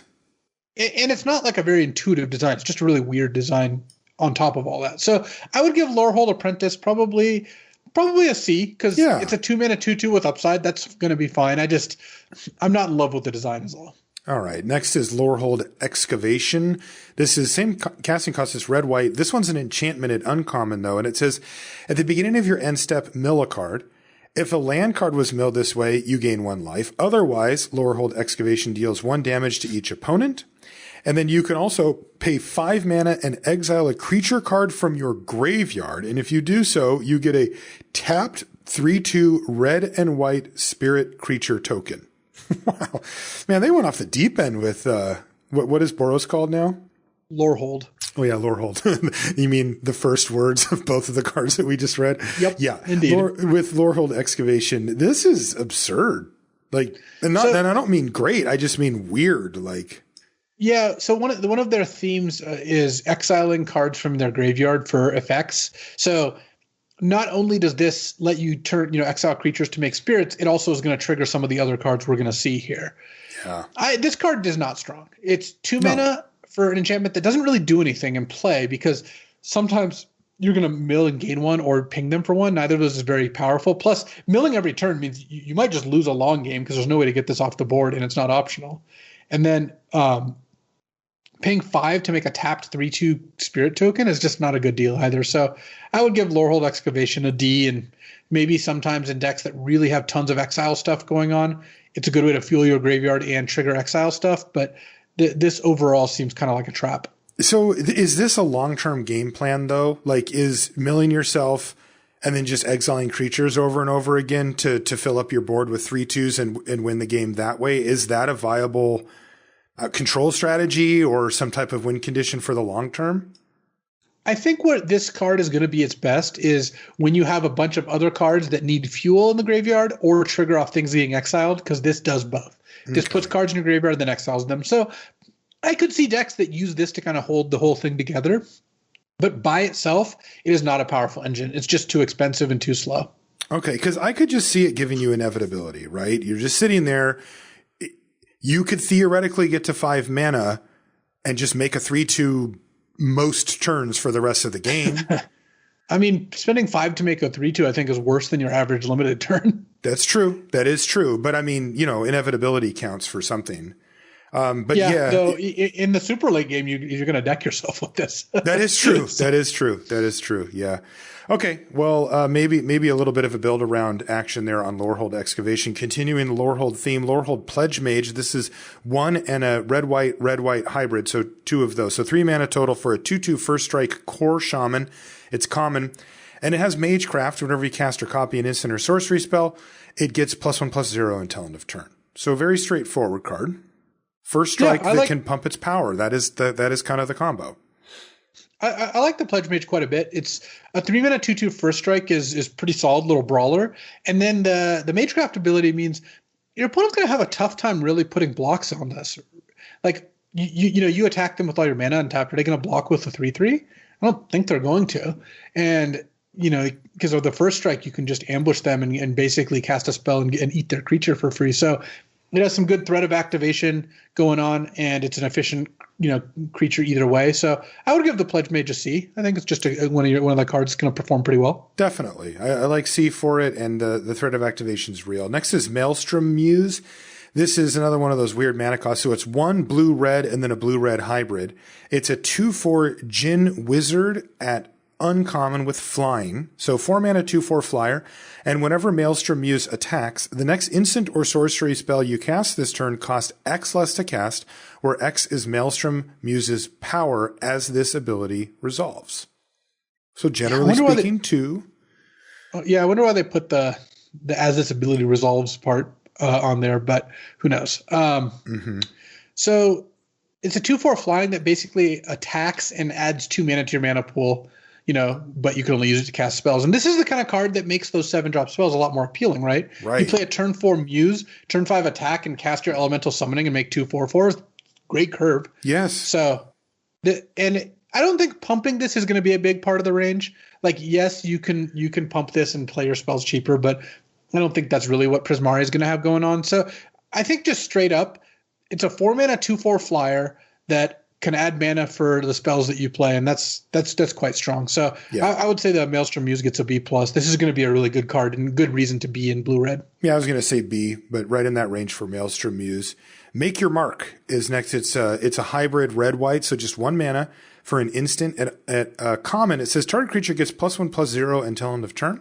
When that creature dies this turn, you can create a 3/2 red and white spirit creature token. I'm kind of digging this. In a format where there's a lot of Magecraft, the fact that this is a cheap red or white instant, so a lot of different decks could potentially use it. It's a one mana trigger of Magecraft. Also, when you use this to trade a 2/2 for a 3/3 and then you get a 3/2 left behind, yeah, that's totally fine. Yeah. It's a decent deal. I mean, this is going to be kind of like infused with Vitality, the black-green trick, where in a deck that's got a lot of creatures in it, I think this could make the cut, especially if you have some Magecraft stuff going on like this with like Lorehold Pledge Mage is a pretty good little package where just out of nowhere you can give your creature +1/+0 in first strike and then maybe target it with Make Your Mark if you want to. So right. I would give it a C. I would too. I think the key here is that it's only 1 mana and that you don't mind trading up random 2-drops for their other 2-drop or 3-drop and then just getting a 3/2 out of the deal, because you can sneak this in while people are still curving out and not leaving. If you have a 2 mana 2/2 and you say go and they play their 3rd land and say go, right? They're not leaving up mana to remove your thing. That what they're going to do is they're going to cast their 3-drop, or if they're on the draw, they're going to cast their 2-drop. And that means that you get to resolve Make Your Mark. So if you're just, like a very common scenario will be you play a 2 mana, a 2-drop, you pass to them, they play a 2-drop, you attack into it, and they go, sure, I'll trade, and you go Make Your Mark, right? So you get to get rid of their thing. You probably upgrade your creature a little bit to a 3/2, and then it gives you the flexibility of the +1/+0 in scenarios where that matters, or saving your creature from removal, etc. So I like it. I think C for Make Your Mark. Normally I don't like these cards, but 1 mana does change my mind on it. Moldering Karok is next. It's 2 green-black for a 3/3 zombie crocodile at common. It's real simple. It has trample and lifelink. So 4 mana, 3/3 trample lifelink. Yeah. Easy Cool. C+ for me. Yeah, it's just cool. A nice beefy croc here that gives you everything you want. Good with combat tricks, just good by its own. Right. Put counters on it, etc. Mortality Spear is next. It's 2 green-black for an instant. It's uncommon, and it says this spell costs 2 less to cast if you gained life this turn. And what does it do? Destroy target non-land permanent. Oh, excellent Nice. card. I mean, this would be like a B if it was just straight up 2 green-black instant destroy non-land permanent. Yeah. I think the fact that it costs 2 less if you gain life bumps it up to a B+ pretty easily. Definitely. You're just going to be happy with this card whenever you put it in your deck. And if sometimes you gain 2 life off a pest dying and get to snipe something for 2 mana, all the better. Plus, destroy a non-land permanent is a pretty big upgrade to destroy a creature. When you get to kill their negative aura or one of their artifacts or something, you're really going to feel it. So B+ for Mortality Spear. B+ for Mortality Spear. Next is Needlethorn Drake. This is blue-green for a 1/1 flying Death Touch Drake at common. I'm a sucker for cards like this, Luis. Yeah, this is a Doomblade. A good little lore scale Quaddle. The Ice Fan Quaddle. Yeah, I'm into for Needlethorn Drake.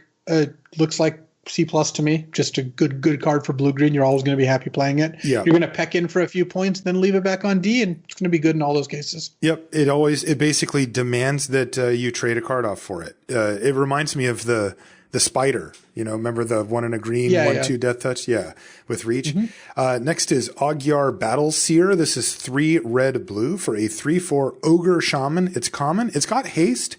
And kind of interestingly, they don't do this much anymore. You can tap it to scry 1. So it gives you this choice of, do you want to beat down or do you want to use the ability, going all the way back to like Legends or whatever, where they had these, 9 mana, 12/12 flyers that tapped to do something, I like this combination of abilities. I do think this is a really cool card.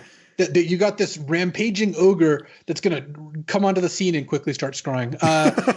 You can use this kind of either way. Sometimes if you play this on turn 5 and has a good attack, you're just going to crack in for 3 and feel pretty good about the situation. If you don't have good attacks or you're really looking for something, you start scrying.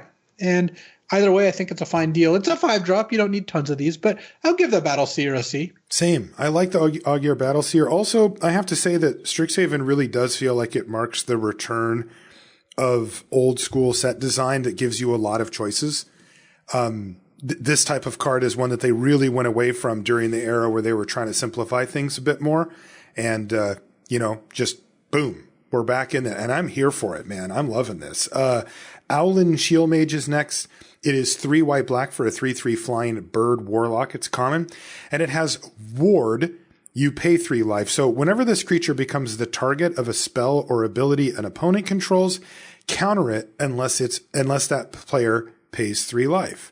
So this is kind of a shield, right? It says, go away unless you do something extra. Are you a fan of the Black Keys? The what? That song, Baby, I'm Owlin' for You. No, I don't. I like it. That's all I can think of when I hear this card. That's funny. This card's solid. It's not the most exciting because 5 mana for a 3/3 flyer.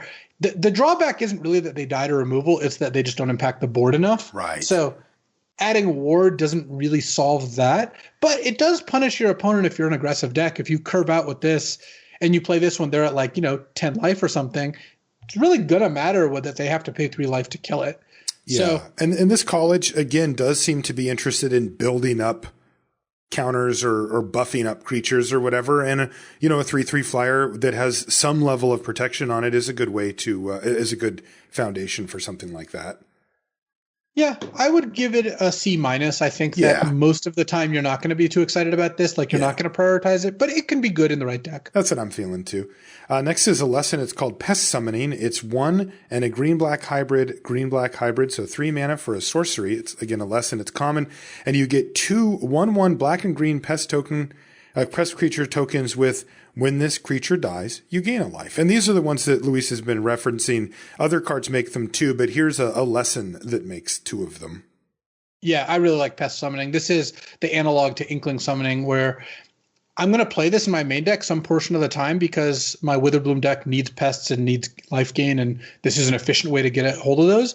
And I'm going to be really happy pulling it out of my sideboard with lesson cards. So I would give Pest Summoning a B- and just be happy taking it. Again, I give both those cards like a B-/B because I could see them being integral enough to their respective decks where you're just excited to pick up your second Pest Summoning pick 4. You're like, you know what? I started this draft with a Witherbloom card, a Pest Summoning, a black card, and then another Pest Summoning, and I'm really doing it. Right. So, and then learn cards are way higher value for you after that. So there you go. What about Practical Research? What does this one do? Oh, I'm into it. It's 3 blue-red is for an instant and uncommon. Draw 4 cards, then discard 2 cards unless you discard an instant or sorcery. So it's nice. A big thirst for knowledge with instant and sorcery as the type. And this looks like the kind of card that Prismari is going to be pretty happy playing one of. You don't want a lot of 5-mana card draw spells. They don't affect the board. They don't get you to where you need to be. But casting the first one means you can do a lot of stuff that is not advantageous and still win that game. What I mean by that is you can double block a 4/4 with 2/2/2s knowing you're going to cast Practical Research next turn, just completely refill your hand. And this actually kind of paradoxically rewards low curve decks more than high curve decks in some ways, because if anyone's played Rogues in Standard, the experience of playing a bunch of 1 and 2 mana spells then casting into the story is a pretty good one. Yes. And Practical Research kind of does that same thing. Yeah, I love this. And like you mentioned, I mean, it does go with what Prismari is doing. Some of the stuff cares about having the instants and sorceries in the yard. Anyway, also you're going to be playing some expensive ones that you may not have time for. And boy, there's some really swingy end step stuff in this set, right? The blue-green draw and play a land, draw 2 and play a land, and then this Practical Research. Like, things could look very different by the time it's your turn again. If you're like, go ahead, and your opponent's like, okay, do a thing, attack you, go. And they think things are looking pretty good. All of a sudden you have a bunch of cards, more mana. This thing reloads your entire hand, etc. So yeah, I dig it. Thinking B range for a card like this? Yeah, I would give it a B. Yeah. I think the other thing is, like, you don't even need a super heavy instant or sorcery deck to make this card work. Like, it is better if you can discard one reliably, but when you're drawing 4 cards, you can usually find 2 cards to discard and not run out of cards anytime soon. So, yeah, and there's going to be times when you'd rather discard the 2 other cards and keep an instant or sorcery in your hand too. Like, totally. So yeah. I'm pretty happy with the first copy of Practical Research or the second, whatever. Yeah, sure. Prismari Apprentice is next. It's blue-red for a 2/2 human shaman at uncommon. It has Magecraft. Whenever you cast or copy an instant or sorcery spell, Prismari Apprentice can't be blocked this turn. If that spell has a mana value 5 or greater, so this is the new terminology for converted mana cost, put a +1/+1 counter on Prismari Apprentice. Boy, this thing's just like the Luis enabler here, right? It's like, come on, go ahead, cast it. Yeah, put another one in your deck. It's only 6 mana. So this card has a little bit of kind of push and pull going on, where it's a kind of aggressive 2-drop, but aggressive 2-drops aren't really what the 7-mana sorcery deck wants. I mean, this card, again, is fine. It's a 2-mana 2/2 with upside, where sometimes you're going to trade off on turn 2 and be happy. Sometimes you're going to end up in a spot where this, cracks in for 2 or 4 damage, and then later in the game hits for 3 and then hits for 4 unblockable both times. And those are pretty good. But overall, I think Prismari Apprentice is just a solid card, like probably a C+, because it does have some pretty real upside, but not enough so that I think it's going to be like a build around exactly. Where I think it gets the most interesting is if you do draft a low curve aggro deck and just don't worry too much about playing 5-mana spells and just use this as a way to like imagine a deck that like has Prismari Apprentices and like cards like Make Your Mark, where you're like, all right, give a creature +1/+0, it's unblockable, attack. They have to trade off for the creature that you played Make Your Mark on, so you still get your 3/2, that sort of thing. Definitely. This can add up very quickly if you have a bunch of cheap cycling type cards that replace themselves in any way. That said, yeah, I would say C or maybe C+ for Prismari Apprentice, which with a much higher upside than that in the right deck. Prismari Pledge Mage is next. It's 2 blue-red hybrid, so 2 mana for a 3/3 defender. It's an orc wizard at common. It has Magecraft. Prismari Pledge Mage can attack this turn as though it didn't have defender. So whenever you cast or copy an instant or sorcery, you can get in with this thing. And, I'm looking at Prismari Apprentice and Prismari Pledge Mage and going, hey, there is a deck here, right, that actually rewards the cheaper end of the spectrum on these that could get a lot of damage through really quickly. Yeah, and the Pledge Mage might actually be better for that deck than the Apprentice. Yeah, interestingly. Yeah, that's true. I mean, the Pledge Mage certainly looks better in the deck that's trying to play more expensive spells, because a 2-mana 3/3 defender that can attack, sometimes when you want it to, sometimes you're not going to have the option, is pretty good for the deck. A 2-mana 3/3 is going to stop up to a 4-drop usually. Mm-hmm. Like it's going to, lock down the board at a pretty cheap cost. I like the Pledge Mage. I would give Prismari Pledge Mage a C+. I think the blue-red deck's going to be pretty happy with this card. I think this card's going to be an all-star for this type of deck. What does a Quandrix Apprentice do? So it's blue-green for a 2/2, and like all the Apprentices, it has Magecraft. And what this one does is it lets you look at the top 3 cards of your library, put a land from among them into your hand, and the rest on the bottom of your library. So it's basically kind of like the Satyr from Theros, whenever you played an enchantment, you got to look at your top three and pull a land out. It does that for instants and sorceries or copies. And that's pretty good because it only takes one land before this is already good enough. And in a deck that's getting multiple triggers at this, you're going to end up with all the lands you need, which is nice because one of the things that it really rewards having extra lands in hand are learn cards. Because all of a sudden the discard a card to draw a card aspect becomes pretty valuable when you're like, I drew 3 lands off Quandrix Apprentice. I've got plenty of lands to go around. Mm-hmm. So I would give Quandrix Apprentice a B minus. I think this card is going to be a pretty strong card in any blue-green deck. Yeah, B minus for Quandrix Apprentice. Next is Quandrix Cultivator. This is 1 green-blue and then a green-blue hybrid. So again, 4 mana. For a 3/4 Turtle Druid, it's uncommon. When it enters the battlefield, you may search your library for a basic forest or island card, put it onto the battlefield, then shuffle. Oh, I love this card. Wow. It's a little odd in the sense that it's not really fixing your mana because it costs 3 different colored mana, and one of them has to be blue or green, right? So you're not like, finally I drew my Cultivator, now I can cast my, double green card very often. But a 4 mana 3/4 that ramps you into more expensive stuff and gives you the little clean 2-for-1. I'm just gonna give Quandrix Cultivator a B. This card's great. Yeah, it's not tapped, by the way. I don't know if that'll come up in limited too often. Oh yeah, no, that's a good point. That does matter. Something. Yeah. So there you go. B for Quandrix Cultivator. I just love how you have to read every card, in detail now because they're not consistent about that. Yeah. Hey, it's good for us. Exciting around the corner surprises every time. Quandrix Pledge Mage is next. It's 1 and then 2 blue-green hybrid. So 3 mana for a 2/2 Merfolk Druid. This one is common. It has Magecraft. Put a +1/+1 counter on it. So, it's a nice little 2/2 that gives you permanent bonuses for Magecraft. That looks great to me. I would give the Pledge Mage a C+. You're just going to be always happy to have this card in your deck. Yeah, this is where you can snipe a bunch of the blue cards from the Prismari and, the instants and sorceries and build a nice little beat down card here. Also, Learn and Lesson means sometimes you're just putting multiple cards on the stack in the same turn. It gives you a steady stream of cards. When you cast a sorcery with Learn that picks up an instant with Lesson, all of a sudden that's just 2 spells out of 1. Mm-hmm. There you go. Quintorius Field Historian. This is 3 red-white for a 2/4. Yikes. Legendary Elephant Cleric. It's uncommon. Spirits you control get +1/+0. And whenever 1 or more cards leave your graveyard, you get a 3/2 red and white spirit creature token. So this is the payoff for these exile cards. Mm-hmm. And this is certainly a build around because by itself, it doesn't work, right? It doesn't enable either of its abilities by itself. So, but as a build around, this card can be quite strong. There are some pretty good commons at enabling Quintorius. So we're going to get to those as we get to the red and white commons. And overall, I think this is a build around B, where in the right deck, this card is awesome. You can make multiple spirits that are then 4/2s. Right. 4/2's really a lot better. That trades up nicely. So there you go. Build around B for Quintorius. Reconstruct History is 2 red-white for a sorcery. It's uncommon. It says return up to 1 target artifact card, up to 1 target enchantment card, up to 1 target instant, up to 1 target sorcery, and up to 1 target planeswalker card from your graveyard to your hand, and then exile it. So it's basically you get to raise dead every card type. Uh-huh. And in most decks, what that means is going to be bring back an instant, a sorcery, and a creature.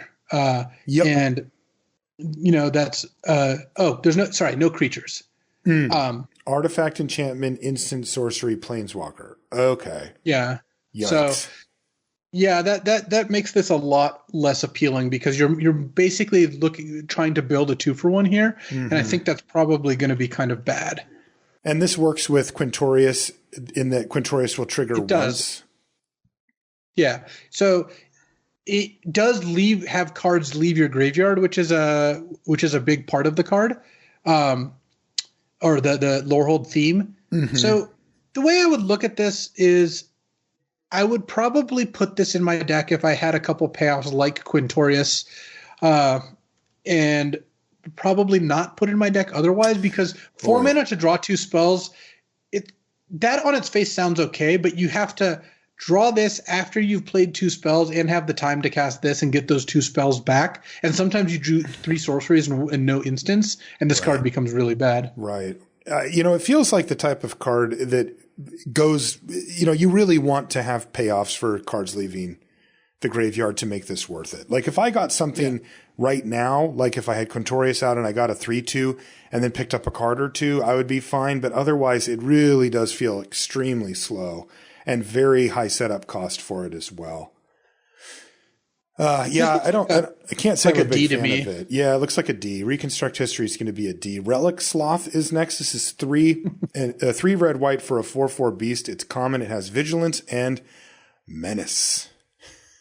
A menacing sloth, really? It's kind of a good pairing actually, because menace creatures tend not to be blocked. So this is gonna survive. It's gonna attack, probably survive, then be back to block. But a 5 mana 4/4 again is not really where you want to be. Relic Sloth looks like a C-.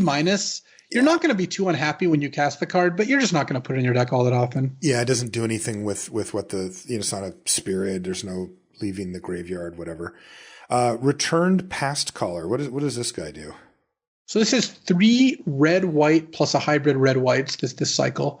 It's a Spirit Cleric at uncommon. It's a 4/2 flyer, and when it enters the battlefield, return target spirit, instant, or sorcery from your graveyard to your hand. So 6 mana 4/2 flyer that gets something back. Yeah, because this is going to get something back in almost every game, because instant, sorcery, and spirit is a pretty wide range. It'll trigger your cards that care about cards leaving the graveyard, and it's a 6 mana 4/2 flying that draws a good card. That's pretty solid. That's really good. A 4/2 flying is really going to get the job done. So I would give Return Past Caller a B, and you don't really have to do much work to make this card be good. No, that's great. Fits into the theme as well. So B for Return Past Caller. Rip Apart is next. It's red white for a sorcery. It's uncommon. It says choose one. Rip Apart deals 3 damage to target creature or planeswalker. Nice. Or destroy target artifact or enchantment. Nice. Yeah, that's sweet. Yeah, no, this is great. I mean, it's obviously going to bolt creatures most of the time, but having a kind of free artifact and enchantment removal is very, very good. I would give Rip Apart a B+. Even at sorcery speed, this is just efficient enough and flexible enough that you're going to be really happy with this in your deck. I like B+ for Rip Apart. Absolutely. Rise of Extus is 4 and 2 black-white hybrid. So 6 mana sorcery. It's common. Exile target creature. Exile up to 1 target instant or sorcery card from a graveyard. And learn. Is this too slow?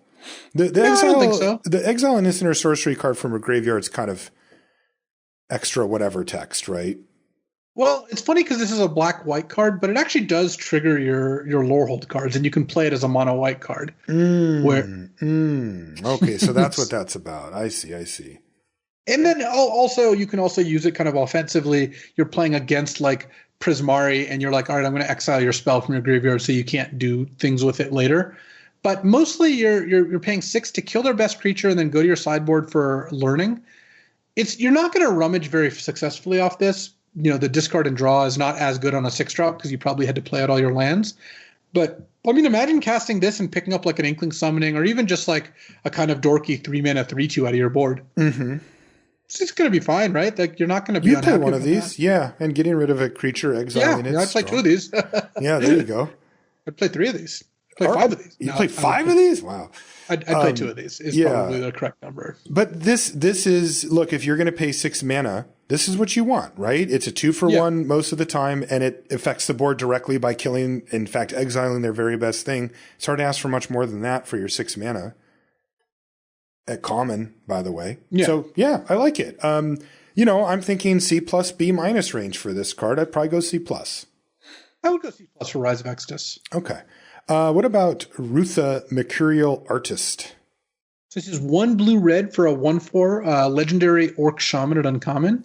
And you can pay 2 and return Rutha to its owner's hand to copy target instant or sorcery spell you control and choose new targets, or you may choose new targets for the copy.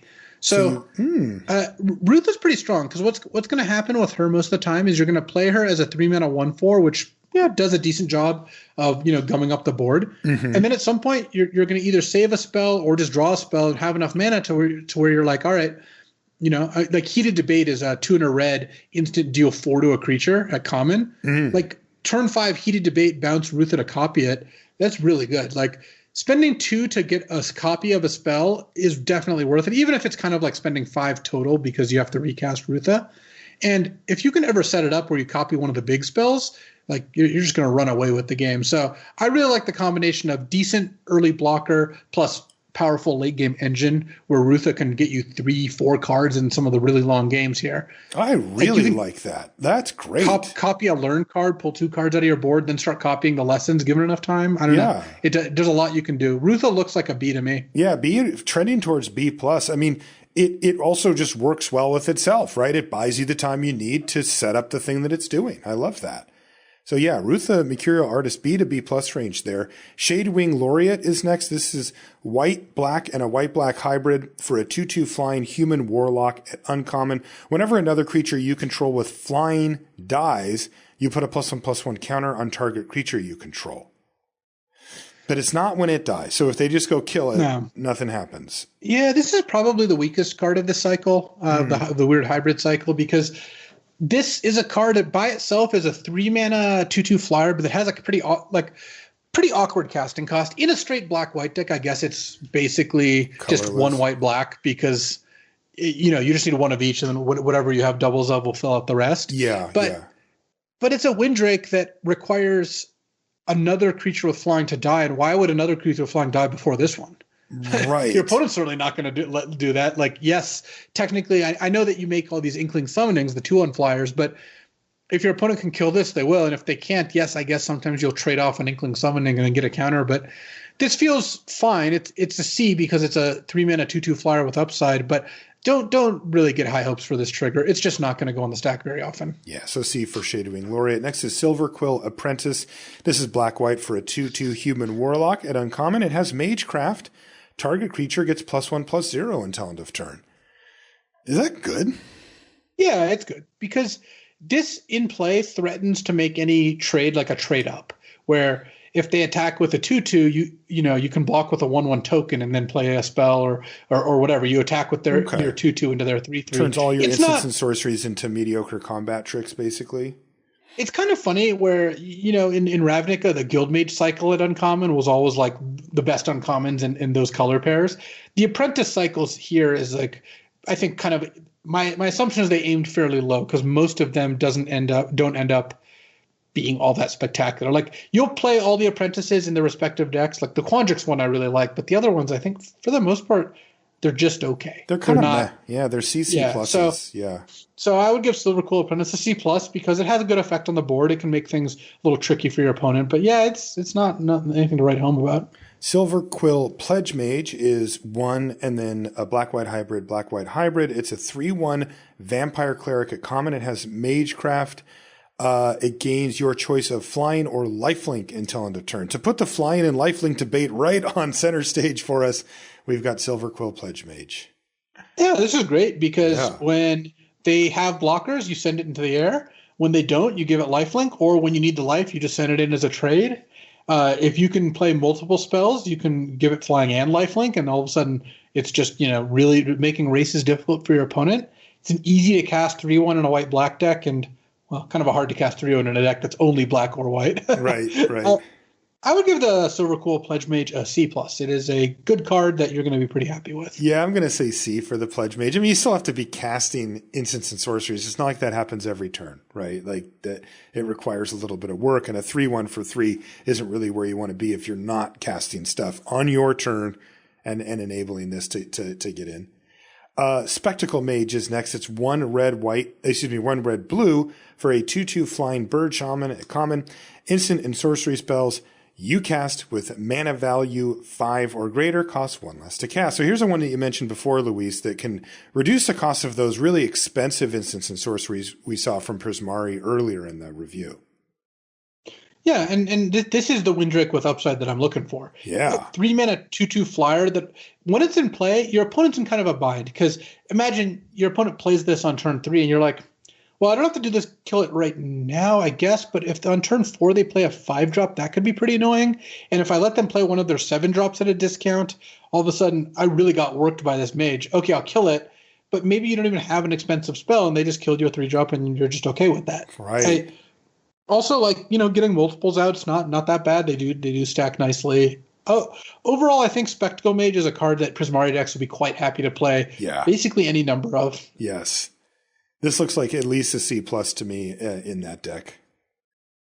Yeah, I like C+ for Spectacle Mage. Spirit Summoning is next. It's 1 and a red-white hybrid, so 3 mana total for a lesson. It's a sorcery. It's common, and it says create a 3/2 red and white spirit creature token. So there you go. This is a really middle-of-the-road summoning. You're not excited about a 3-mana 3/2. It just doesn't do that much for you, but it's a lesson, so having access to this is going to be an important part of making these cards work. So I would give Spirit Summoning a C and B, or C+ probably. I think the lessons are worth picking up, so I would give it a C+ for Spirit Summoning. Yeah, it's interesting because these turn the learn cards into a straight up 2-for-1. You're getting board presence out of it, right, with Spirit Summoning, but it is on the low end. Like comparing this to the 2/1 flyer, it's not even close, right? Because these aren't going to come down on turn 3 that often. If you can curve though, a 2-drop learn spell into a 3, into a Spirit Summoning, you're doing it. Like you are definitely doing it. Next is Spiteful Squad. This is 2 white-black for a 0/0 human warlock at common. It has Death Touch. It enters a battlefield with 2 +1/+1 counters on it, and when it dies, put its counter on target creature you control. So this is going to mostly be a 4-mana 2/2 that trades for one of their creatures and then gives one of your creatures +2/+2. And then Silverclaw has, as we've seen, a bunch of counter nonsense where this can maybe accumulate some more counters. But it's not even that good to put counters on this because it already kills everything. So unless you're like really aiming to make it survive, you should probably just put counters elsewhere. Still, this is just good straight up. 4-mana 2/2 that's a 1-for-1 trade with anything and leaves behind two +1/+1 counters. That looks like probably a B- to me. This card seems pretty annoying to play against. Yeah, the Death Touch makes it extremely annoying, and all you need is some random other creature, and you're getting good value from it. So I like B- for Spiteful Squad. Square Up is next. It's 1 and a blue-green hybrid. It's an instant, a common. It says target creature has base power and toughness 4/4 until end of turn. Boy, I love the artwork on this. It really stands out, right? It's just like one of those like, whoa, kind of jumps off the page cards. But man, I am not interested in this card particularly. It's like, that's it? That's all it does? Oh yeah, we've seen this card. We saw Startling Development, right? The cycling version of it in Ikoria. Right. And you really didn't cast that card very often. It just wasn't good. So I would give Square Up an F. I just think the card is not strong. God, what a waste of great art. Stonebound Mentor is next. It's 1 red-white for a 3/3 Spirit Advisor at common. Whenever one or more cards leave your graveyard, scry 1. So obviously the core here is that you're getting a 3/3 for 3. So if that's what you're interested in red-white, then great. This scry 1's a minor bonus for the sub-theme that this that Lorehold has. Yeah. 3-mana 3/3 with a minor bonus is a card that I'm usually going to put in my deck. So I would give the Stonebound Mentor a C. It's not a card that I'm going to go out of my way for, but you're not going to cut it if you're red-white very often. No. Next is Teach by Example. This is the blue-red hybrid instant at common. So 2 mana. When you cast your next instant or sorcery spell this turn, copy that spell. You may choose new targets for the copy. Boy, you have to really be going off to make this work, right? Magecraft or something, I don't know. But these type of cards just never, ever, ever pull their weight. Yeah, so in the written set review, I was pretty down on this card, but I've been thinking about it a little bit more, and I actually think this one's going to end up playing out okay, and there's a couple of reasons for that. One is that it works really well with Magecraft, because you cast this, you get a trigger, you cast your second spell, you get a trigger, you copy your second spell, you get another trigger. It's a lot of Magecraft, yeah. Gives you a bonus Magecraft trigger. It also is better in a set that just has lots of spells in it. So you're going to end up with lessons picking up, or learn cards picking up lessons. You're going to end up with decks that just routinely have, 14 spells in them, and that makes Teach by Example a lot more appealing as well. There's also ways to make other spells cost less, which helps line this up on the same turn.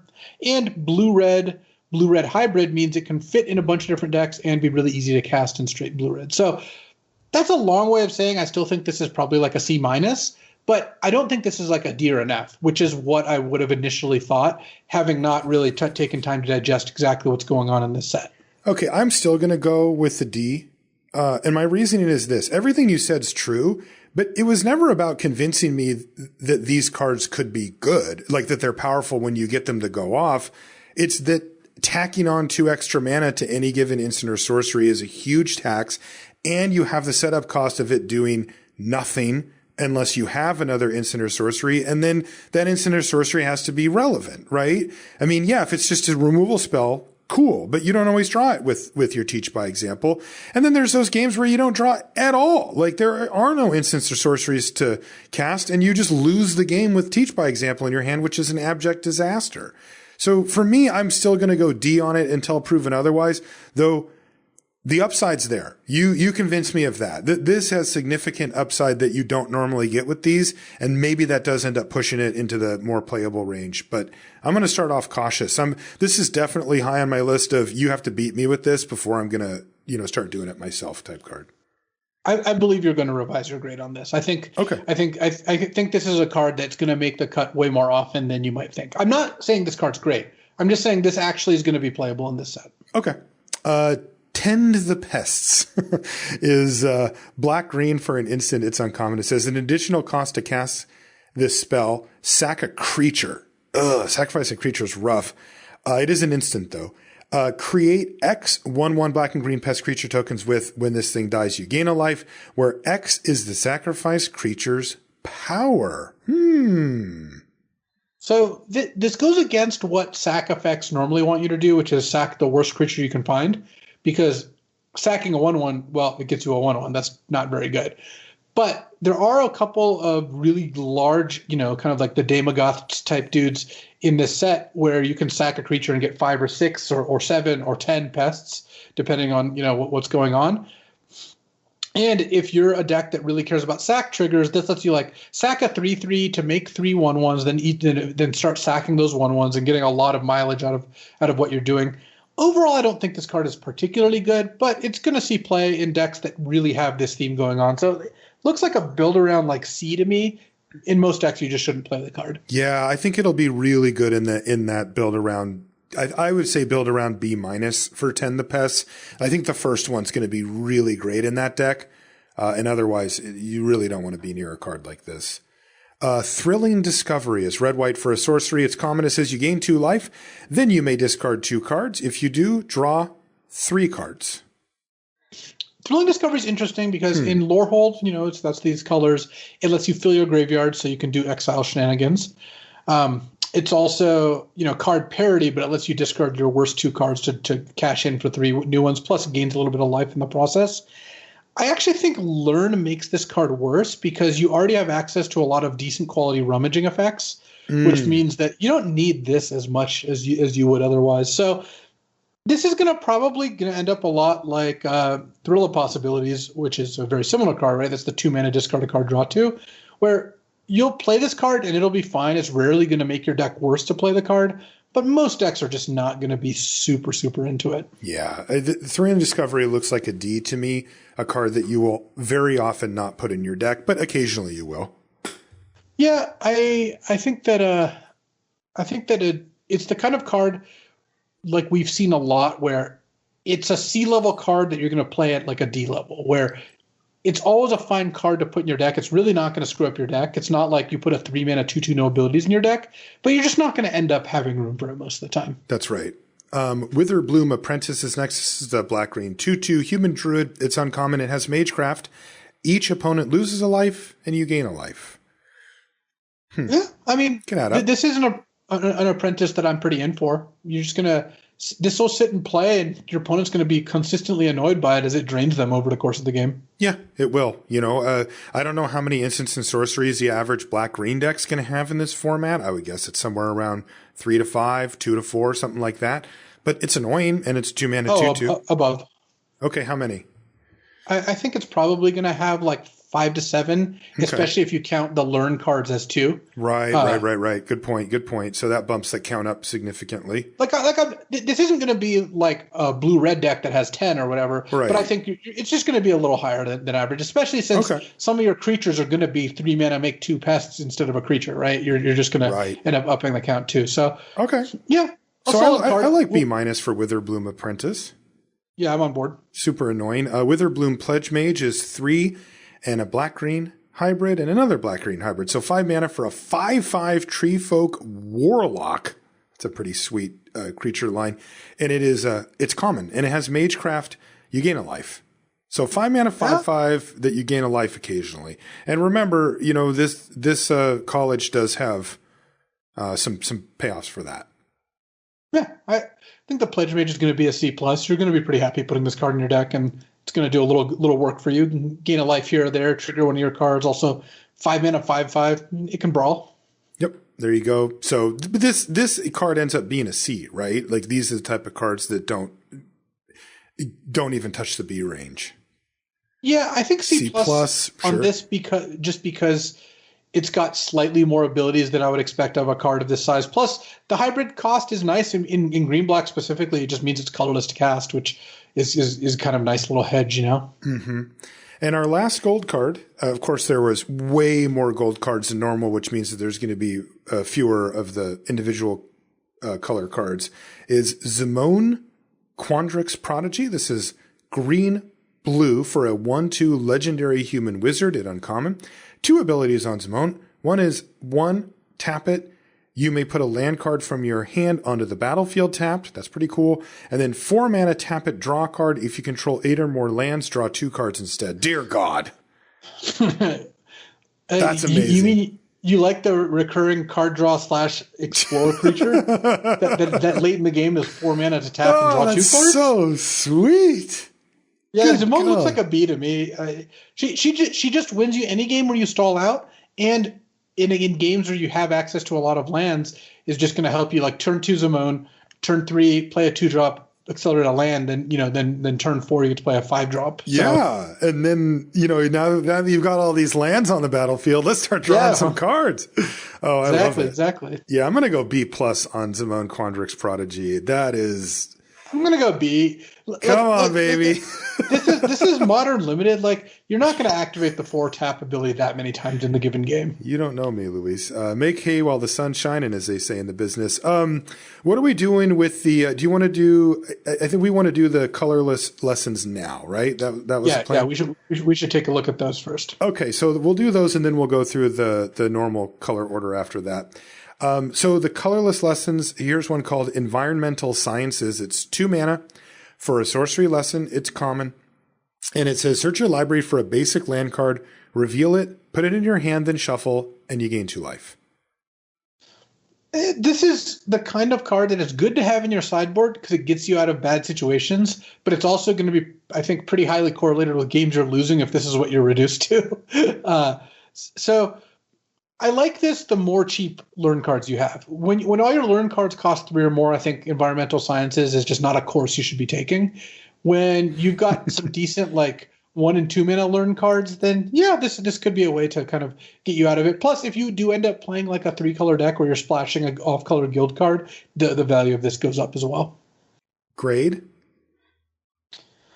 I would get lesson grades lesson grades are tough because the grade reflects when you should take it in the draft, not how well it's going to do in the games, because you don't have to put this into your hand unless you need it. So it's really what is the opportunity cost of taking it. So this is like a D-level card that I would take at C just because if you can take this over a card you're probably not going to play, it's just straight upside for you. So right. I think that all these lessons are going to be into kind of C- to C+ range in terms of where they end up landing. I would give Environmental Sciences a C. This is going to be a good card to have access to. It's going to make your deck a lot more consistent. Your next class is called Expanded Anatomy.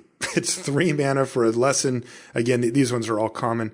It's a sorcery as well. They're all sorceries as well. Put 2 +1/+1 counters on target creature. It gains vigilance until end of turn. These are so interesting because, you look at these and you're like, these are crappy. These are just low impact. I don't want them. But a lot of times you're going to be getting these into your hand for effectively free. And that does change it a lot.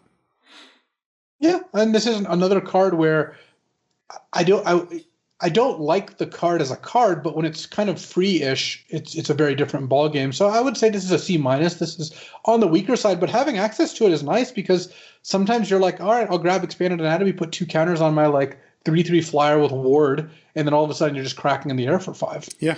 totally. Same as Science's. Next one is Introduction to Annihilation. 5 mana. Exile target non-land permanent. Its controller draws a card. Ugh. Oh, that last line of text is such a dagger, isn't it? You're like, oh, there's a removal spell that's a lesson. Oh my God, everybody's going to want these. And then it's like, yeah, maybe not. Yeah, I would still give it a C+. Having access to removal out of the lesson plan is going to be really good. You're just going to be backstopped against their bombs. Like, imagine if you have 3 learn cards in your deck and you have Introduction to Annihilation in your sideboard, you're just so much more covered against whatever nonsense they can throw at you. True. Them drawing a card kind of evens out the fact that you kind of picked this up mostly for free. This is also your comparison to Raven form. This is it, right? This is giving you access to a card that you wouldn't really want to have in your main deck or be too excited about. But when you need it, you need it. And there you go. Exactly. Introduction to Prophecy is the last one of these. It's 3 mana. Again, sorcery, lesson, common. Scry 2, then draw a card. Yeah, this really does make it so when you learn, you can kind of convert that into a card. It's a little bit expensive, but late in the game, Scry 2 is also very comparable to drawing a card. Huge. Yeah, I mean, late game Preordain is real nice. I kind of like this at C+ because when I've got like 3 or 4 learn cards, you're going to get this card pretty consistently when you're at like 6 or 7 lands. Okay. Yep, C+ for it. So those are the lessons, the colorless lessons. We're going to see how those break down as far as when you actually end up taking them. And that'll move us to white, where our first card is Ageless Guardian. It's 1 and a white for a 1/4. It's a spirit, soldier, and it's common. Sure, I don't know. The only thing that's relevant to me about this card is the fact that it's a spirit, because we've seen a little bit of synergies with that, but otherwise I assume this is a D. Like it's just a 2 mana 1/4. This is pretty unexciting for Modern Era Limited. Yeah, I think it's probably a D. You're going to want it every now and then. But yeah, the Limited doesn't work this way anymore. No. All the aggressive creatures just have good abilities. Playing a 1/4 to stop attackers, I just haven't found that to be a successful strategy for like a decade now. Right. I need it to be doing other stuff. So D for Ageless Guardian. Next is Beaming Defiance. This is 1 and a white for an instant at common. Target creature you control gets +2/+2 and gains hexproof until end of turn. So this can help you win combat, or it can save your creature in the event that it gets targeted by something that may kill it. Fine, right? These types of combat tricks are totally fine. +2/+2 is legit. That'll let almost any creature win any other combat. Yeah, it's fine. A 2 mana trick and a 1 mana trick are just like miles apart in terms of how easy it is to leave them up. It is nice that this wins combat and beats spells with the hexproof part. So if you want combat tricks, Beaming Defiance is totally fine. I just haven't found this kind of card at 2 mana to be a high priority, which makes it like a C-. Yeah, I'm going to give it a D+.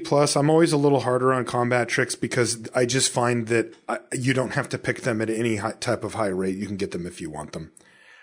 Next is Clever Lumimancer.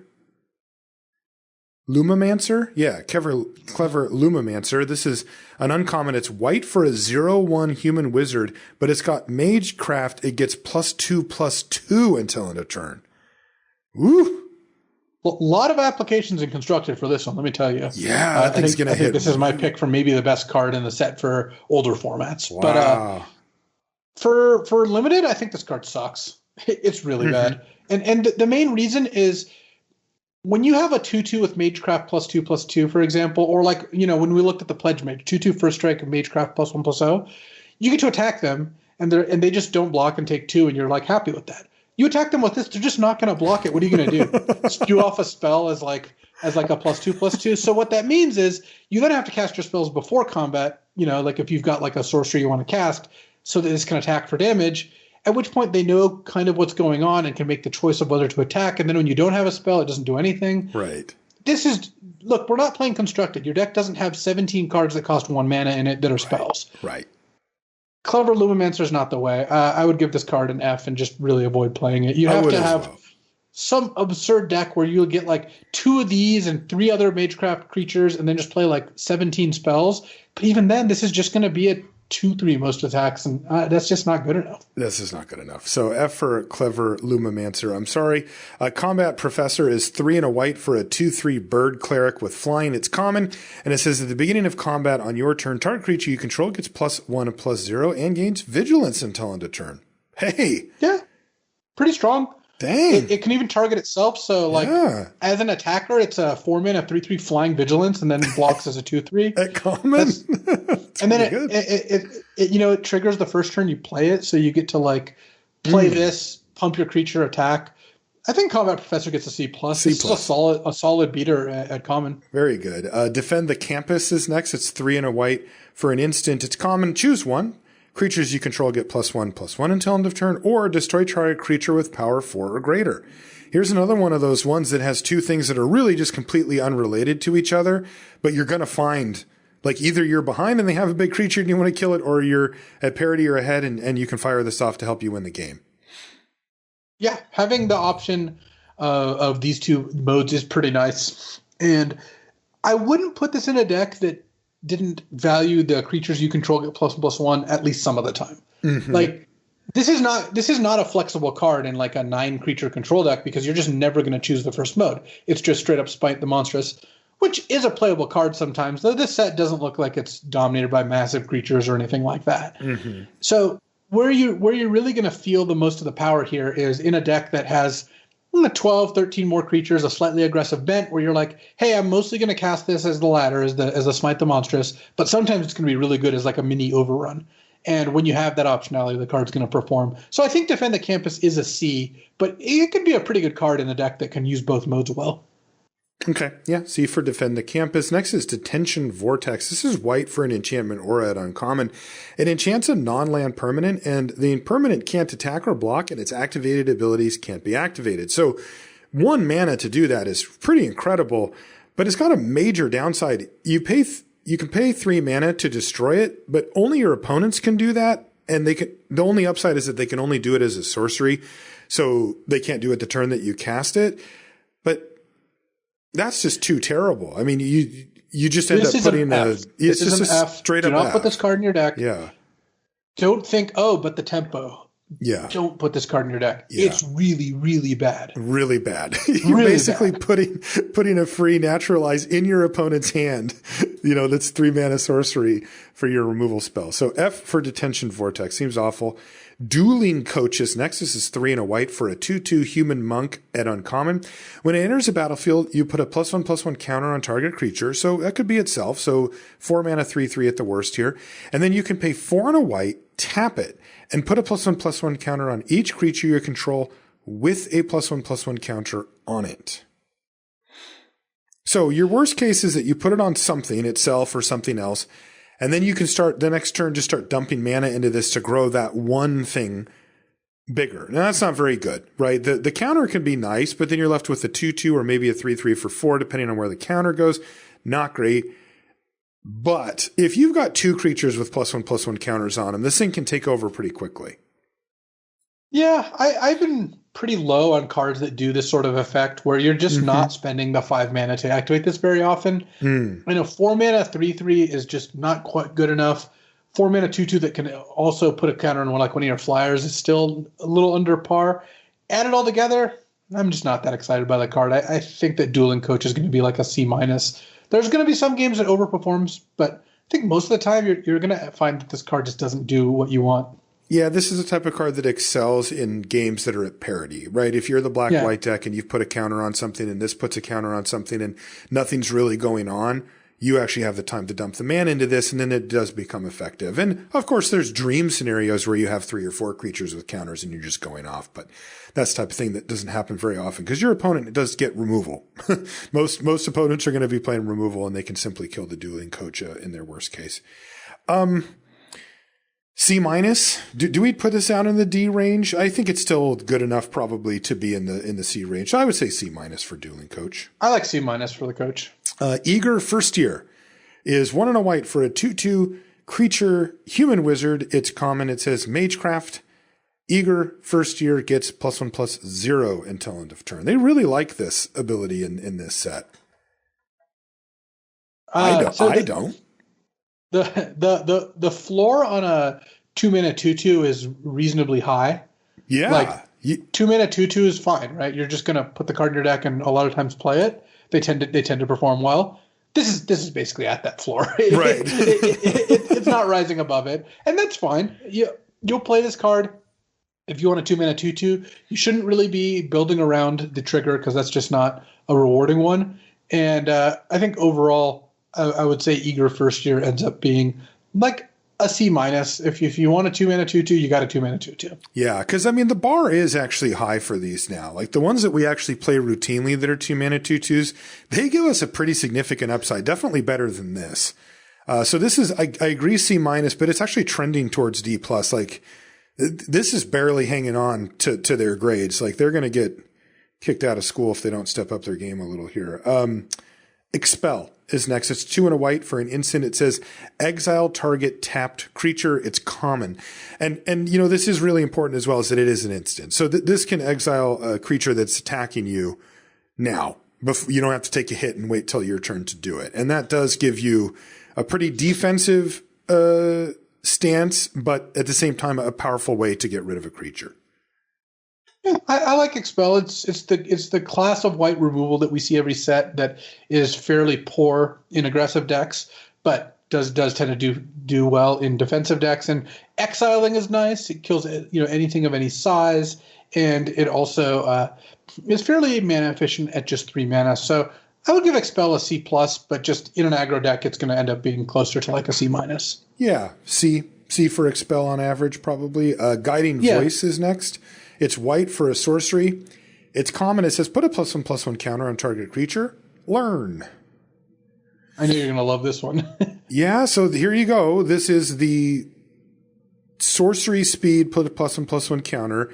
This is a type of card, though, that reaches over into multiple things, right? It triggers Magecraft for all of that. It does a +1/+1 counter for the deck, I should say, that cares about that. And then it does lesson stuff, right? Where you can go grab a lesson or you can rummage. It's pretty low impact across the board, but I mean, if you can go get something good with it, then it gets a lot better. You would need a very specific deck before Guiding Voice was where you wanted to be. And I think that specific deck is like a white aggro deck that has access to Inkling Summonings and cares about +1/+1 counters and has a really low curve. If you add all those things together, then I think Guiding Voice can get there some of the time.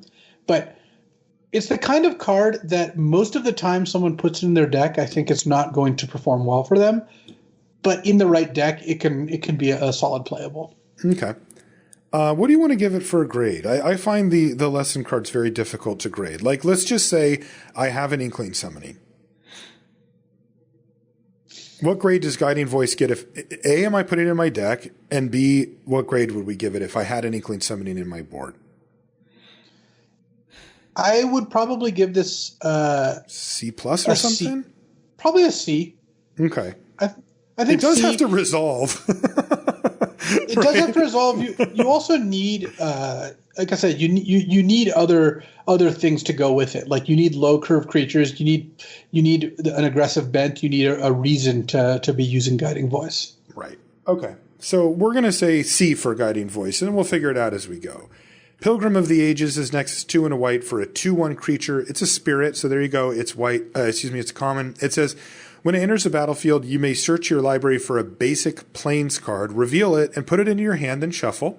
And you can pay 6 mana and return it from your graveyard to your hand. That's a sweet one. So I actually like this, after saying, hey, you're not going to spend tons of mana on things. The reason I like this is because you're not making any sort of commitment. Like, this doesn't have to stick around. It just, at some point in the game, if you've ever drawn a Pilgrim of the Ages, you now forever have the ability to pay 6 and return it from your graveyard to your hand. Plus, it's a 3-mana 2/1 that gets a Plains, which is a good card. Yeah. You play that most of the time in white decks. Yeah, and it leaves the graveyard thing, and it's a spirit. So, yeah, okay. It's good with Learn because you get to discard those excess Plains if you end up in that spot. So yeah, C+. I'm actually really surprised this is a common. Yeah, I think it's a C+, and I think It's an obnoxiously grindy card in some aspects. I would have just expected to see this at uncommon, but I'm excited to play with it. I think it's going to be strong. Yeah, now that you say that, if you read this to me and said it's an uncommon, I would believe you 100%. So C+, maybe trending towards B- for Pilgrim of the Ages. Next is Pillar Drop Rescuer. This is 4 and a white for a 2/2 Spirit Cleric. At common, it's got flying, so 5 mana, 2/2 flying spirit. When it enters the battlefield, return target creature card with mana value 3 or less from your graveyard to your hand. So this buys back a 3-drop or less creature. Sure, I like 2-for-1s. Yeah, it's a solid 2-for-1. It's a 2/2 flyer plus gets a small creature back. So it's not the most exciting thing in the world, but it's definitely a decent way to kind of convert mana into action, especially for an aggro deck that's reliably going to have small creatures in the graveyard. So yeah, I'm happy with Pillar Drop Rescuer here. I am too. Also, the fact that it does reach up into the 3 mana value, like getting back a 3-drop on your 5 mana 2/2 flyer is pretty strong. You do have to cast it again, which could be annoying. You don't get it onto the battlefield, but this to me seems strong. Like I'm C+ on Pillar Drop Rescuer. This is a 5-drop that I'm interested in. A 2/2 flyer can be relevant. It's a spirit, and I can buy back a card. Like this is going to be a pain for my opponent. So I'm into it. I like C+ for it. What do you like? I think it's probably closer to a C for me, only because you're just not going to have room to put too many of these cards in your deck, in my opinion. Okay, fair enough. What about Professor of Symbology? I really like this one. 1 and a white, 2/1 core cleric and uncommon. When it enters the battlefield, learn.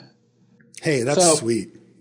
This is kind of it's an uncommon, which I think is right given how powerful this is. But this is kind of the baseline you think of like what's a good learn card, and it's this where you play a 2 mana 2/1 and you get to pick up a card immediately. I mean, this is the card that really makes Inkling Summonings pop off. 2 mana Professor, 2 mana, 3 mana Summonings, or if you're like black white or black green, if you kind of end up in that guild instead, and you're picking up the Pest Summoning, it also works there too. So, or sorry, white black is what I meant. Because white green's not supported. But if you're white black, you could also pick up Pest Summoning as well. So right. Professor of Symbology is really good. I would say that in most decks, it's probably going to end up being like a B+ in terms of how it's going to play out, because it's going to be the perfect curve card in your opening hand, where you can usually set up 2 into 3-drop. And then if you draw it later in the game, you can pick up one of those more expensive cards or just rummage. And at any point in the game, it's going to be a really solid card to draw. Yeah, that seems really strong. You can get the 3/2 Spirit Summoning as well, right? That was hybrid? Yeah, that's the red-white hybrid. All those summonings are hybrid. There's one for each color. So it's just sort of like pick up one of the hybrids that touches white, and you can just go 2-drop and a 3-drop every single time. That's powerful. Yeah. This card seems really good. It does need a little help. I mean, we could technically give it a build-around grade since it's just Immersturm Predator if you don't have any lessons in your sideboard. But let's assume that you're going to have those, and I like it at a B. I mean, that is just sweet. Yeah. I think it's actually closer to a B+. I think this card is just going to be very, very desired. But yes, a very, very strong card for sure. What about Reduced to Memory? This is the lesson I kind of referred to earlier. It's 1 white for a sorcery lesson at uncommon. Exile target non-land permanent. Its controller creates a 3/2 red and white spirit creature. So this is in some ways the worst Raven form because it gives them a 3/2, which is pretty big. Mm-hmm. But getting this when you need it and only when you need it, I think is quite strong. Because you're going to end up pulling this out when they have a 6/6 flower, one of the Elder Dragons or whatever, or they made like a 10/10 fractal. Right. And this will get you out of that. And when you don't need it, well, guess what? You don't have to pick it up. Right. So I'm into Reduced to Memory. I think it's going to be a C. I think it's going to be a card you're going to be happy to have access to. Okay. C for Reduced to Memory. It really shows the difference between not having to have these cards in your main deck but having access to them. Because when they are good, they are necessary evils and they're good. What about Secret Rendezvous? 1 white sorcery uncommon. You and target opponent each draw 3 cards. Another F-. Don't put this card in your deck. Not going to turn out well for you. This is clearly a card for like Commander games. Yeah. And you should not be entering into any secret rendezvous here. Well, we had our friends over at 17 Lands run the numbers, and it turns out you're down a card here. So we're gonna say F for Secret Rendezvous. Show of Confidence is next. 1 and a white for an instant at uncommon. When you cast this spell, copy it for each other instant and sorcery spell you've cast this turn. You may choose new targets for the copies. Okay, put a +1/+1 counter on target creature. It gains vigilance until end of turn. So this has Storm? Well, it's Storm, but it only counts instants and sorceries. It doesn't count anything else. I don't think this is going to work out. So weird. It's an instant that gives vigilance? Yeah, I don't like that. What is going on here? It's really weird. This is the kind of card where, like, late in the development cycle, it's like, I think this needs one more ability. All right, why don't we give it vigilance? Like, why don't we give it one of our weakest? Yeah, but then it's like, wait, so the use case is I go like sorcery speed, kill one of your creatures, and then show of confidence, 2 of my creatures get you, even though it's an instant. So most of the time, this is going to be 2 +1/+1 counters. Maybe if you work for it, it'll be 3. That's not going to be good enough. So most of the time it'll probably be 1, right? Yeah, I mean, I'm just imagining the situations where you actually put this card in your deck. Fair. You're going to do a little more than that. But right, that's true. I would give Show of Confidence an F. It just doesn't seem good. Yeah, it seems bad. F for that. Star Pupil, white mana for a 0/0 human wizard at common. It enters a battlefield with a +1/+1 counter on it, and when it dies, put its counter on target creature you control. Put its counters on target creature you control. Yeah, so another modular card, if you remember Mirrodin, where the artifacts move the counters around like this. Again, this is the kind of card that's situational. It's kind of hard to tell exactly where these are going to end up, right? All these silver cool counter cards, because on their face, they're obviously like not spectacular, but they do kind of add up to being something pretty good when you combine them nicely. I think Star Pupil's going to be fine. I think there's enough ways to incidentally generate counters. And once you get this up to like a 2/2 or a 3/3, it doesn't even have to be massive. Now your opponent's got to deal with it, and you kind of get a whole nother card out of the exchange because you now make one of your 2/2s into like a 4/4 or a 5/5. So I would say Star Pupil gets probably like a C in terms of it's going to get played in a lot of decks, but not every deck's going to want it. It also spots you a creature with a +1/+1 counter for all those cards that care about it, so that could matter too. So C, probably trending towards C- for Star Pupil, but I could see it being a good card in the right deck. Stonebinder's Familiar is white for a 1/1 spirit dog. It's uncommon. It says, whenever one or more cards are put into exile during your turn, put a +1/+1 counter on Stonebinder's Familiar. This ability triggers only once each turn. Geez, they're really locking you down. You only get 1 counter max, and you can only do it once. Yeah. Because those turns when you just start exiling 4 or 5 things in one turn, those are pop up all the time. Yeah, Stonebinder's Familiar doesn't look great to me because in order for this to be good, you'll have needed to exile 2 cards reliably. Like, you get 2 triggers off of it. And most decks, I think, are not going to be that good at doing that. I mean, we've seen some of the cards, right? They're like 5 mana, exile a card from your graveyard and stuff like that. So one of the premium red commons that we're going to get to is Tome Shredder, which is a 2/2 haste that taps to exile instant or sorcery from your graveyard. And that's the card which I think ties all these decks together, where if you've got a deck with like 2 of those and a couple other ways to exile, the Familiar becomes great. It's probably like a B in that deck because it's just going to reliably be a 2/2, 3/3, maybe even 4/4. In decks that don't have that going on, I think this is just a clearly build around card. So I would give it a build around probably B, where it's got good high end, but the average deck is just not going to be able to use it. Man, I could definitely see the right deck building this, playing this on turn 1, and you going, oh no, like I need to kill their 1-drop, right? That is not usually where you want to be, needing to burn a real removal spell on their 1 mana card. So there you go. Stone Rise Spirit is 1 and a white for a 1/2 spirit bird with flying. It's common, and it has pay 4 mana. Exile a card from a graveyard. There you go. Target creature gains flying until end of turn. Ooh. Boy, yeah. I would really, really, really need some serious payoffs for exiling cards from yards, because I'm not playing a 2 mana 1/2 flyer. Yeah, it's not a good card on its own rate, and then spending 4 to exile a card to get a minor ability is not good either. No. I can't really imagine playing this. The only time I can imagine it, besides of course like the badass art, is if you're a deck that's just scrambling for ways to exile cards. You have everything else. You've got two Quintoriuses, a Stonebinder's Familiar, and you're like, I'm just desperate for a way to exile cards. And then it's like, okay, this does actually do the thing. It's just not very good. So I would give Stonerise Spirit a D. D. Yep. Study Break is 1 and a white for an instant. It's common. It says tap up to 2 target creatures. Learn. Yeah, I'm not really into this one. This is one that I think doesn't give you a permanent enough advantage. Like even the 1 mana give a creature a +1/+1 counter, that I think could see curving into some good stuff.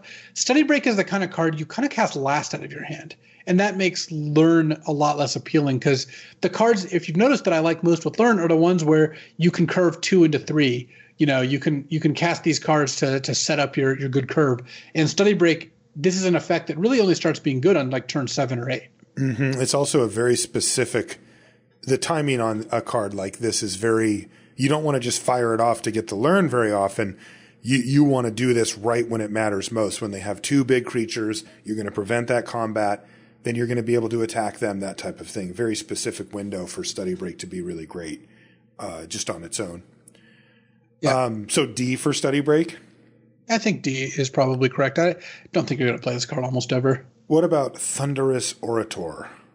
This is 1 and a white for a 2/2 Vigilance, a core wizard at uncommon. Okay. And whenever it attacks, it gains flying until end of turn if you control a creature with flying. The same is true for First Strike, Double Strike, Death Touch, Indestructible, Lifelink, Menace, and Trample. So it is the only one I care about flying, or?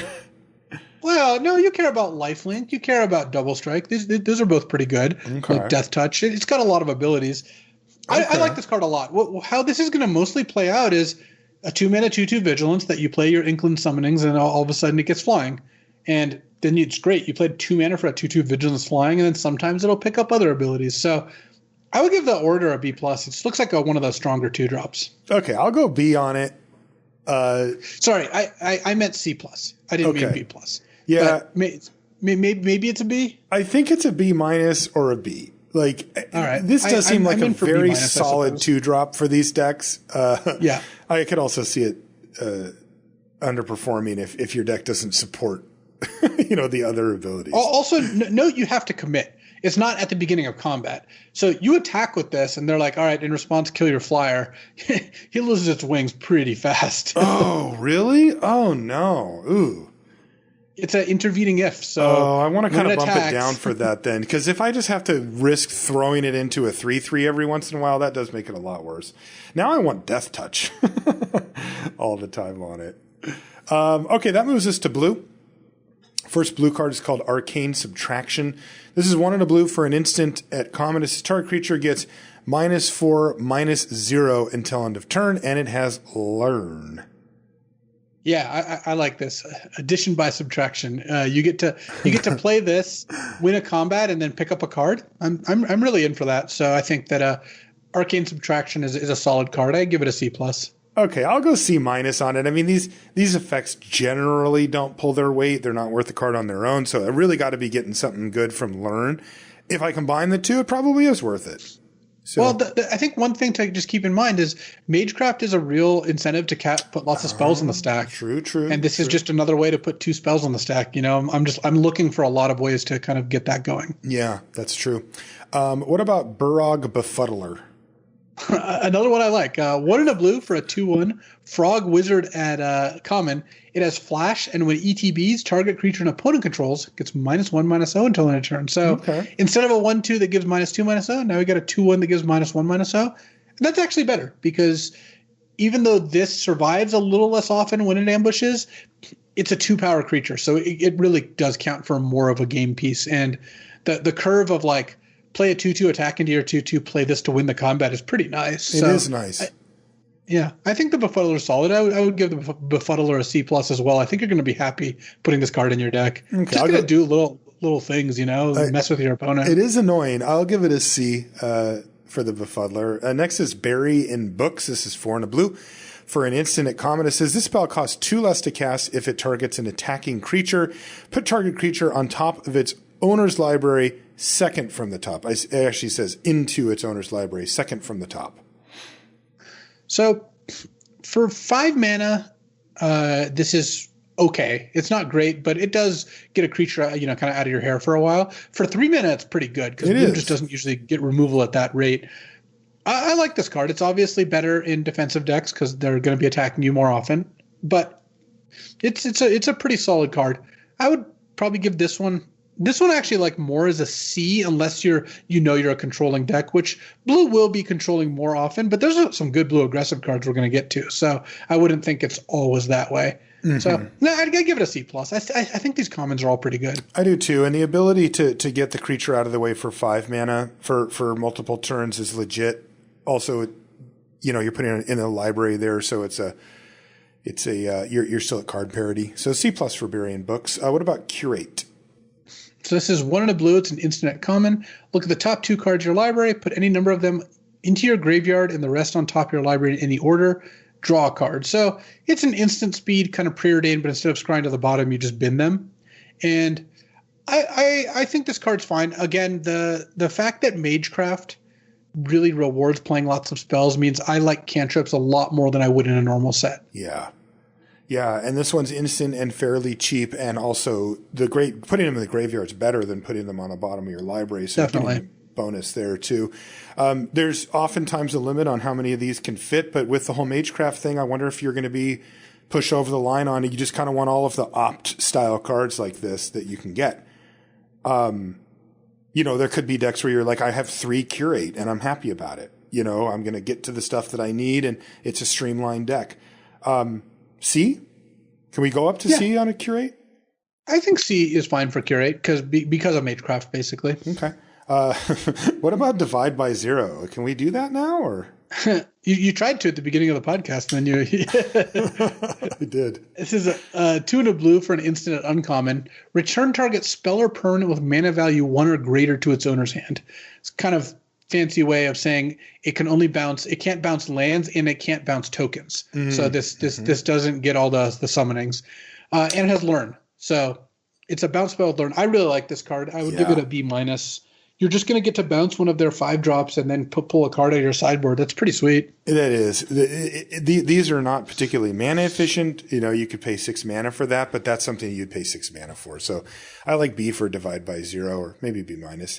Ooh, this next one. Boy, a bunch of people tweeted this card at me. Frost Trickster. Boy, they really did it, Luis. 2 in a blue for a 2/2 flying bird wizard at common. And when it enters a battlefield, you tap target creature an opponent controls, and that creature doesn't untap during its controller's next untap. They made Frostlinks into a freaking flyer and didn't change the mana cost or the rarity. Yep. Frost Trickster's a B, and by itself, it makes aggressive blue decks so much better. How many of these can I get? I'll play as many of these as I could possibly take. Oh yeah, you would play 10 of these, and your deck would be great. So I don't think I'm ready to bump it to a B+ because it's still maybe a little shy of that, but maybe it is. I don't know. It's just such a good card. You're just going to play this and really be able to push the aggressive nature of your deck, and even in control decks. It locks down to 3/3 trades for a 2/2 and just keeps them off your back. So Frost Trickster kind of does it all. It really does. I'll go solid B on Frost Trickster. I don't want to let my personal bias towards cards like this, which I do have, get too much in the way. But this is a common that we're debating on B or B+. Like that is, that makes a statement. So there you go. Frost Trickster B trending towards B+. What about Kelpie Guide? So this is 2 in a blue for a beast at uncommon. It's a 2/2. Untap another target permanent you control. Tap target permanent. Activate only if you control 8 or more lands. So a little sub theme for Quandrix here is having 8 lands in play. Mm-hmm. I like Kelpie Guide a lot. So what Kelpie Guide is going to do is mostly be a 3-mana 2/2 that taps to untap a land. So like a 3-mana 2/2 mana dork. Mm-hmm. And then later in the game, all of a sudden it becomes a tapper and kind of can take over the game. So I think Kelpie Guide really hits a lot of good marks here, and I would give it a B. It's just going to be a card you're always happy to put this card in your deck. Right, and you're talking about the baseline of untap another permanent as a land, but you can give your creature vigilance. You can let your creature with a tap ability do things twice in a turn. Like there's a lot you can do with untapping if you keep your mind open. Also, early in the format, guaranteed people aren't going to read it and they're going to attack into your thing and you're going to be like, untap my creature, block. Like, these are just all little things that you're going to get from Kelpie Guide. Mentor's Guidance is next. It's 2 and a blue for a sorcery. It's uncommon. It says, when you cast this spell, copy it if you control a planeswalker, cleric, druid, shaman, warlock, or wizard. And what the card does, it scries 1 and then draws a card. So it basically, if you want to use D&D terms, if you have any spell casting class, it copies itself and becomes 2 and a blue for scry 2, draw 2. Or scry 1 twice. Well, yeah. Is that different? I don't know. I always get confused, but it's going to be scry 1 draw, then scry 1 draw, which I think on balance is probably weaker than scry 2 draw 2, but it's close enough. Okay. Because if you see a good card, you don't get the second scry, basically. Yeah, I mean, this shouldn't be that hard to get going, right? No, I mean, most blue commons are going to hit these notes. Like, there's just tons of blue wizards, and then the fact that clerics, druids, shamans, and warlocks means every color has creatures that kind of proc this. And, you know, if you get it going, scry 1, draw 1 twice is definitely worth 3 mana. In fact, you wouldn't be unhappy with that at 4 mana. Mm-hmm. So it is sorcery speed. Yeah. I am definitely in for Mentor's Guidance. I would give this a B. I think you're going to be pretty happy with this card. And the buyout of scry 1 draw card is still fine. It's a replacement level effect. Mm-hmm. And you get the double triggers off of Magecraft and stuff as well, right? Yeah, the fact that it's a double Magecraft trigger a lot of the time is really strong. Okay. Oh, yeah, B for Mentor's Guidance. Very powerful in this set, it looks like. Mercurial Transformation is next. It's 1 and a blue for a sorcery lesson. At uncommon, it says, until end of turn, target non-land permanent loses all abilities and becomes your choice of a blue frog creature with base power and toughness 1/1 or a blue octopus creature with base power and toughness 4/4. Even as a lesson, this card is not good. It's a sorcery. So what exactly are you accomplishing with this? You're making your creature a 4/4 and hitting them for 4, or making their blocker a 1/1 so you can attack past it, but they could just chump if they really wanted to. Mm-hmm. I think this is enough. I don't even think as a lesson this card's good. Okay, so even if you, again, what we're really doing is kind of seeing how low we can go on the front end of these if we get, say, a 2/1 flyer for 3 drawn into our hand, you know, on the other end, which is, by the way, on the optimistic end of thing, because that's one of the better lessons that we have. Yeah. And you're saying this is too low. Look, I would take this over nothing. You know, because it goes in your sideboard, and yes, I can construct game states where this is a card I would choose to put in my hand off a lesson. It doesn't cost you anything there, or off a learn card. But it's not a card I'm going to prioritize in any way, because I think it's going to – if you had this in your sideboard every single game you ever played in the format, how many times do you think you would choose to pull this one out of your sideboard? Yeah. Like once? Almost never, yeah. And if you had any better lesson like the 2/1 that I mentioned, then this thing just gets – toasted. So yeah, Mercurial Transformation is going to get an F. It just doesn't seem like it's there. Pop Quiz, 2 and a blue for an instant at common. Draw a card, learn. Keeping it real simple here. Yeah, I like Pop Quiz. I don't think it's as good as some of the other learn cards because it itself doesn't do much, but it's still a kind of a draw to if you value the lesson part well enough. And again, Magecraft triggers do matter. So I would give Pop Quiz a C. I think it's a card you're going to be okay playing, but you're not going to be super thrilled about or anything. Right. I think so too. C for Pop Quiz. Again, you know, you got to have a decent baseline of either a range of cards that are good in specific scenarios or just decent value lessons to grab, ones that affect the board primarily. So there you go. What about Reject? Or is this Reject? It's 1 and a blue. It's an instant at common. Counter target creature or planeswalker spell unless its controller pays 3. If you counter it, exile it. Okay, so it's Reject.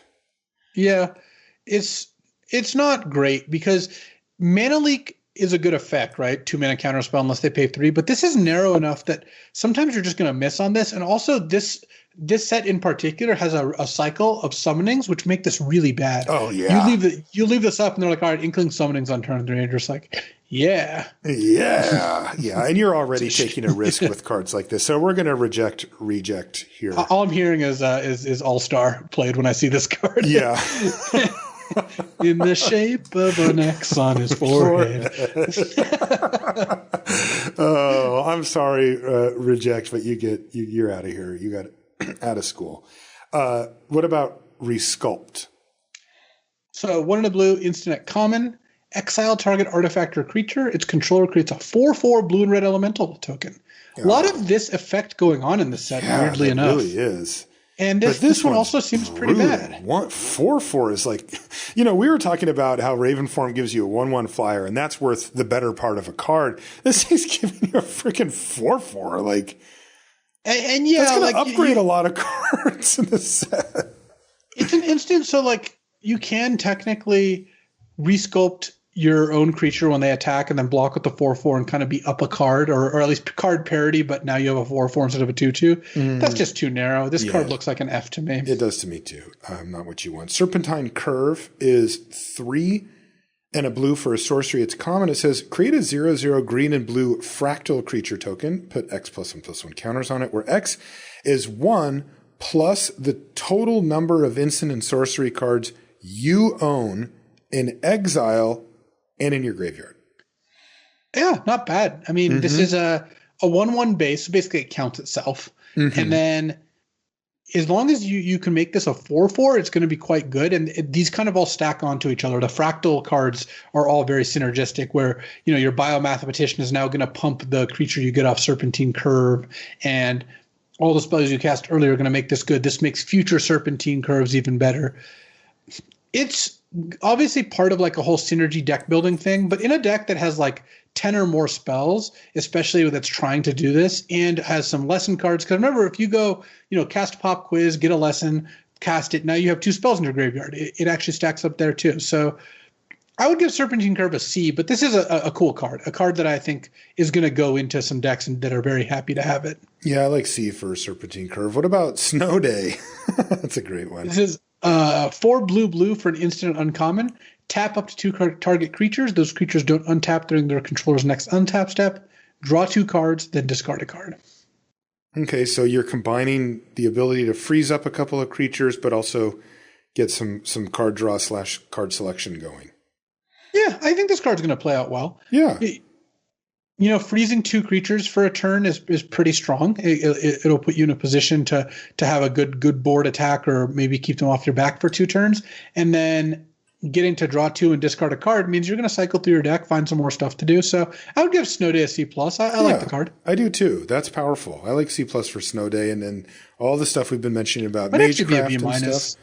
I think this card's going to be one that you're pretty happy as your high end. It is a very cool combination of things that you don't always see. There's been smaller versions of this, like what was it, Crippling Chill or whatever, where it locks one thing down and you draw a card. But this is kind of beefy. Yeah, so C+, B- range for it. Solve the Equation is 2 and a blue for a sorcery at uncommon. It says search your library for an instant or sorcery card, reveal it, put it in your hand, and then shuffle. No. I have solved the equation. It's that you don't play this card. Yeah, I don't think you do. So let's just say build around C or something. I mean, I'm sure there's some wild deck that wants this, but draft in and draft out. This isn't the way. Soothsayer Adept is 1 and a blue for a 1/3 Merfolk Wizard at common. Activated ability: 1 and a blue. Tap it, draw a card, then discard a card. It loots. Yeah, this is fine. You get to play a 2-mana 1/3, which impacts the board, and then if you ever run out of stuff to do, you can start looting. I'm just more down on this. You've seen this as I've criticized a lot of these cards that have activated abilities. I just feel like, between lesson and learn and like just the fact that a lot of cards draw cards and everything, all these different design decisions that have happened over the last bunch of sets, I just don't feel like I run out of things to do. So I just put less of a priority on looting effects, and especially with Learn in the format, which I already think is going to be good, offering you some rummaging. Like, why would I be paying mana for a looter as well? So Soothsayer Adept is probably going to be like a C-. Like, if you have to play it, it's fine, but it's just not that exciting. Yeah, the cost of 2 mana to loot is really prohibitive. It really is. Like, you need to be in a very stable board with really nothing else going on, and that doesn't happen that often. Symmetry Sage is blue for a 0/2 flying human wizard at uncommon, but it has Magecraft. It gets base power of 2 until end of turn. So if you can consistently Magecraft, you have a 2/2 flyer for just 1 mana here. But you have to do it on your turn, assuming that you're trying to attack, and you have to do it every turn to make this thing a card. It reminds me of the white card, the other one. I can't imagine. I can imagine decks that want as many of these as you can get with as many of that other card as you can get, that type of thing. But draft, I'm not just throwing a Symmetry Sage in my deck that happens to have some instants and sorceries and seeing what happens. That's not where I want to be. Well, one thing I like more about this than the Lumimancer is that it does have flying. So it basically gives you free 2 points of damage on a lot of boards where the Lumimancer would just not be able to attack. Mm-hmm. But yeah, you have to be very focused for this card to make the cut. It's not a card you can just throw into your even 10 spell deck. I would want 15 spells in my deck before, or 13 at least before Symmetry Sage started to become interesting. And the thing about those decks, by the way, they're often not decks that care about reducing your opponent's life total from 20 to 16 on turn 3. That's right. So Symmetry Sage kind of finds itself in an odd spot where no deck really wants it. So I would give Symmetry Sage a D. I would too. The thing that people also have to remember is that it's very easy to try to think of this in terms of a good case or even best case where you go, I have this on turn 1. Now what does it do? Right. And even then we're making an argument that says, but there's a lot of times where you don't draw it on turn 1. You draw it on turn 6 after you've already cast your instants and sorceries. And you're like, here's an 0/2 flyer, go. Right? You just played a card that really isn't a magic card at that stage of the game. And that is a disaster. You will lose games if you do that too often. So there you go. Test of Talents is next. It's 1 and a blue for an instant. It's uncommon. It says counter target instant or sorcery spell. Search its controller's graveyard, hand, and library for any number of cards with the same name as that spell and exile them. That player shuffles, then draws a card for each card exiled from their hand this way. So it's basically a negate, but only for instants and sorceries. But in exchange, you get to exile all the copies. Mm-hmm. I actually don't think this card's very good and constructed, and it's especially bad and limited because it's not gonna matter at all that you get to exile all the copies in 99% of games. But this also misses on random artifacts or enchantments. So it's an okay sideboard card. I would give this a sideboard C because against the red-blue deck that has some big spells, getting to counter their 7-drop spells, awesome. Mm-hmm. You can't really main deck this card, at least not in draft and sealed. There's some argument for it, but it's just a worse negate, which is still a sideboardable card. So I would give Test of Talents a C. Yep, sideboard C. Vortex Runner is 2 and a blue for a 2/3 human wizard at common. As long as you control 8 or more lands, I like this sub-theme, it gets +1/+0 and can't be blocked. Yeah. 3/3 unblockable when you get to the late game is actually pretty good. Yeah, so it's basically mostly a 3-mana 2/3, and then at some point a switch flips and all of a sudden it becomes one of your best creatures. I'm not super high on 3-mana 2/3s, but I do like the fact that this becomes a real card later. So the problem with 3-mana 2/3s is past turn 5, they don't do anything. Right. But they are good on turn 3 or 4, right? When you cast this on turn 3 for a couple turns, it'll impact the board. But then this turns back on turn probably turn 8 or 10. You're not always going to hit 8 land drops, but decks with this theme play more lands and ways to accelerate them, et cetera, et cetera. All told, I think this is probably a C-, but in the deck that's really got 3 cards that really care about 8 lands and gets to play the draw 2, put a land into play and whatnot, it becomes a card you're pretty happy with. Yeah, because it is worth noting here that, 8 lands in most of our decks is just shy of half. Right. It takes a while to get to that point. On average, you're going to need to go through about half of your library. You start off with 7 cards in your hand. You started off with 40, that's 33. You still need to get down to 20. That takes a long time, right? Now, you may be able to accelerate that, as we mentioned, but it's still going to be a while before Vortex Runner finishes off the game. So you'd really need to be able to build a pretty stable board to make that good enough. What about Waterfall Aerialist? So this is a 3 and a blue for a 3/1 flying Djinn Wizard at common. It has Ward of 2. So whenever they try to target it, they have to pay 2 colorless or it counters the ability or spell. And I think Ward goes a long way here because a 4-mana 3-power flyer is good. That's, not out of this world good, but aggressive decks will be happy, especially if you've got some of those flying Frost Lynxes. The main downside of being a 3/1 specifically is that the 1 toughness means it dies to a lot of tricks or rather spells or what have you. Ward really does punish them for doing that. They often all of a sudden are paying probably minimum like 4 mana to kill this, most often like 5 or more. And that's a good exchange. So I wouldn't play this in a control deck because it doesn't block super well, but as an attacker, this is good. I would give Waterfall Aerialist probably a C+. I think that the card's going to be prized for aggressive decks. Yeah, I'll give it a C. It seems, for all the reasons you said. Wormhole Serpent, what does that do? It's 4 and a blue for a 3/5 Serpent at uncommon, and it has 3 and a blue. Target creature can't be blocked this turn. And despite what I said about activated abilities, I actually do like this one because this one just kills them. So you end up in a spot where I think often what's going to happen is you're going to be able to activate this, attack them, and remember it's any creature, it's not just itself, though it can target itself. And then they're dead like next turn to that, and it's all of a sudden you just close the window on them very, very quickly. So I think Wormhole Serpent's going to make the cut. This is another one of those cards, like it's an uncommon, and that should give you a little bit of a clue that maybe it was a little obnoxious at common. That's right. That's a really good point. And double activating this is absolutely a thing, particularly in green-blue, where you have big creatures and a lot of mana.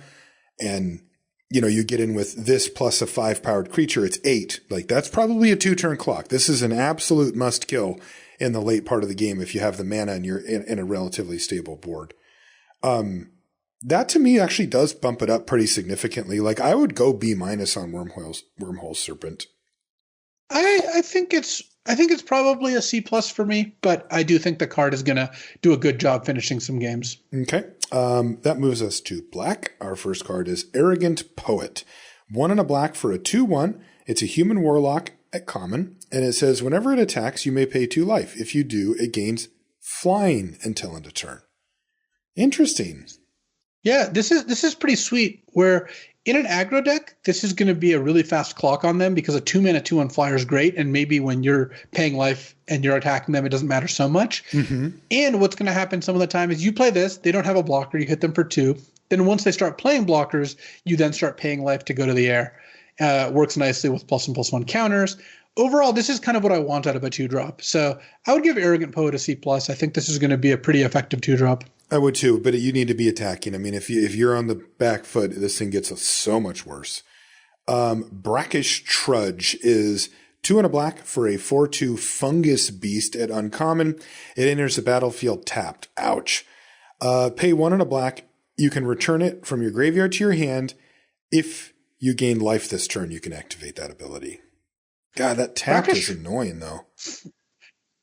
It is, but I think this card is going to be pretty obnoxious. It would be really obnoxious without that. Because a 3-mana 4/2, they can't ignore that. No. You play this on turn 3 and attack on turn 4, what are they going to do? Just take 4 a turn from then? Right. No, they're going to block it. And then at some point, you're going to be able to get this back into your hand. It's a little slow, 5 mana total, right? 2 to return, 3 to play. But the initial cost of 3-mana 4/2 that ETB's tapped but has upside is pretty good, and the upside is actually good. So I think that Brackish Trudge is going to end up being a B. This card is just, your opponent's going to play this on turn 3 and you're going to groan. Yeah. It's just going to be like, oh, God, this kind of game, huh? Right. And we've seen a lot of ways for particularly black-green to gain life. So there you go. Brackish Trudge, B. What about Crushing Disappointment? It says 3 and a black for an instant, a common. Each player loses 2 life. You draw 2 cards. So you get the better end of that exchange. What is this life loss thing about, though? I don't want that. So if you remember Dark Bargain, right? Yeah. 4 mana, look at the top 3, put 2 in your hand, and then you lost 2 life. That card was pretty good.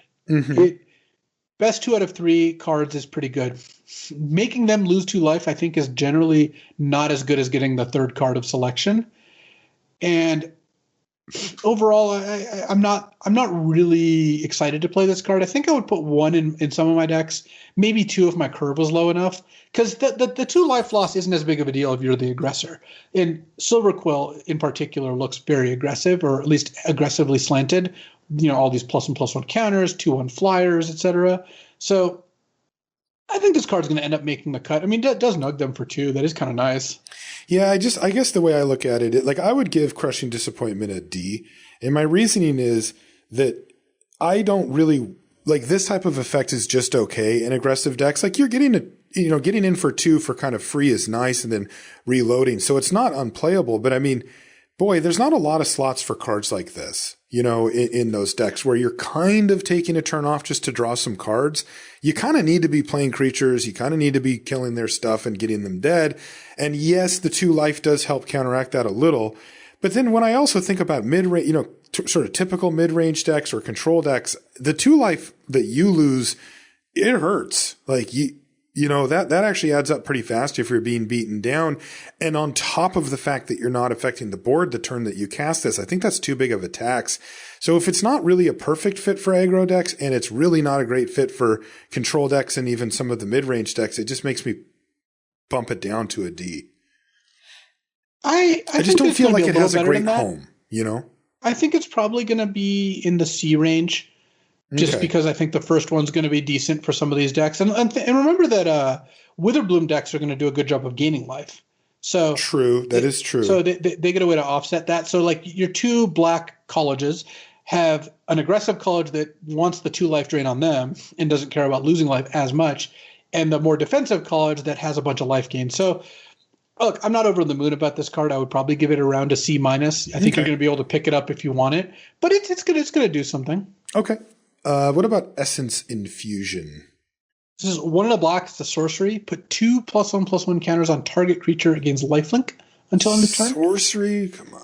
Yeah, I just don't like this card. No.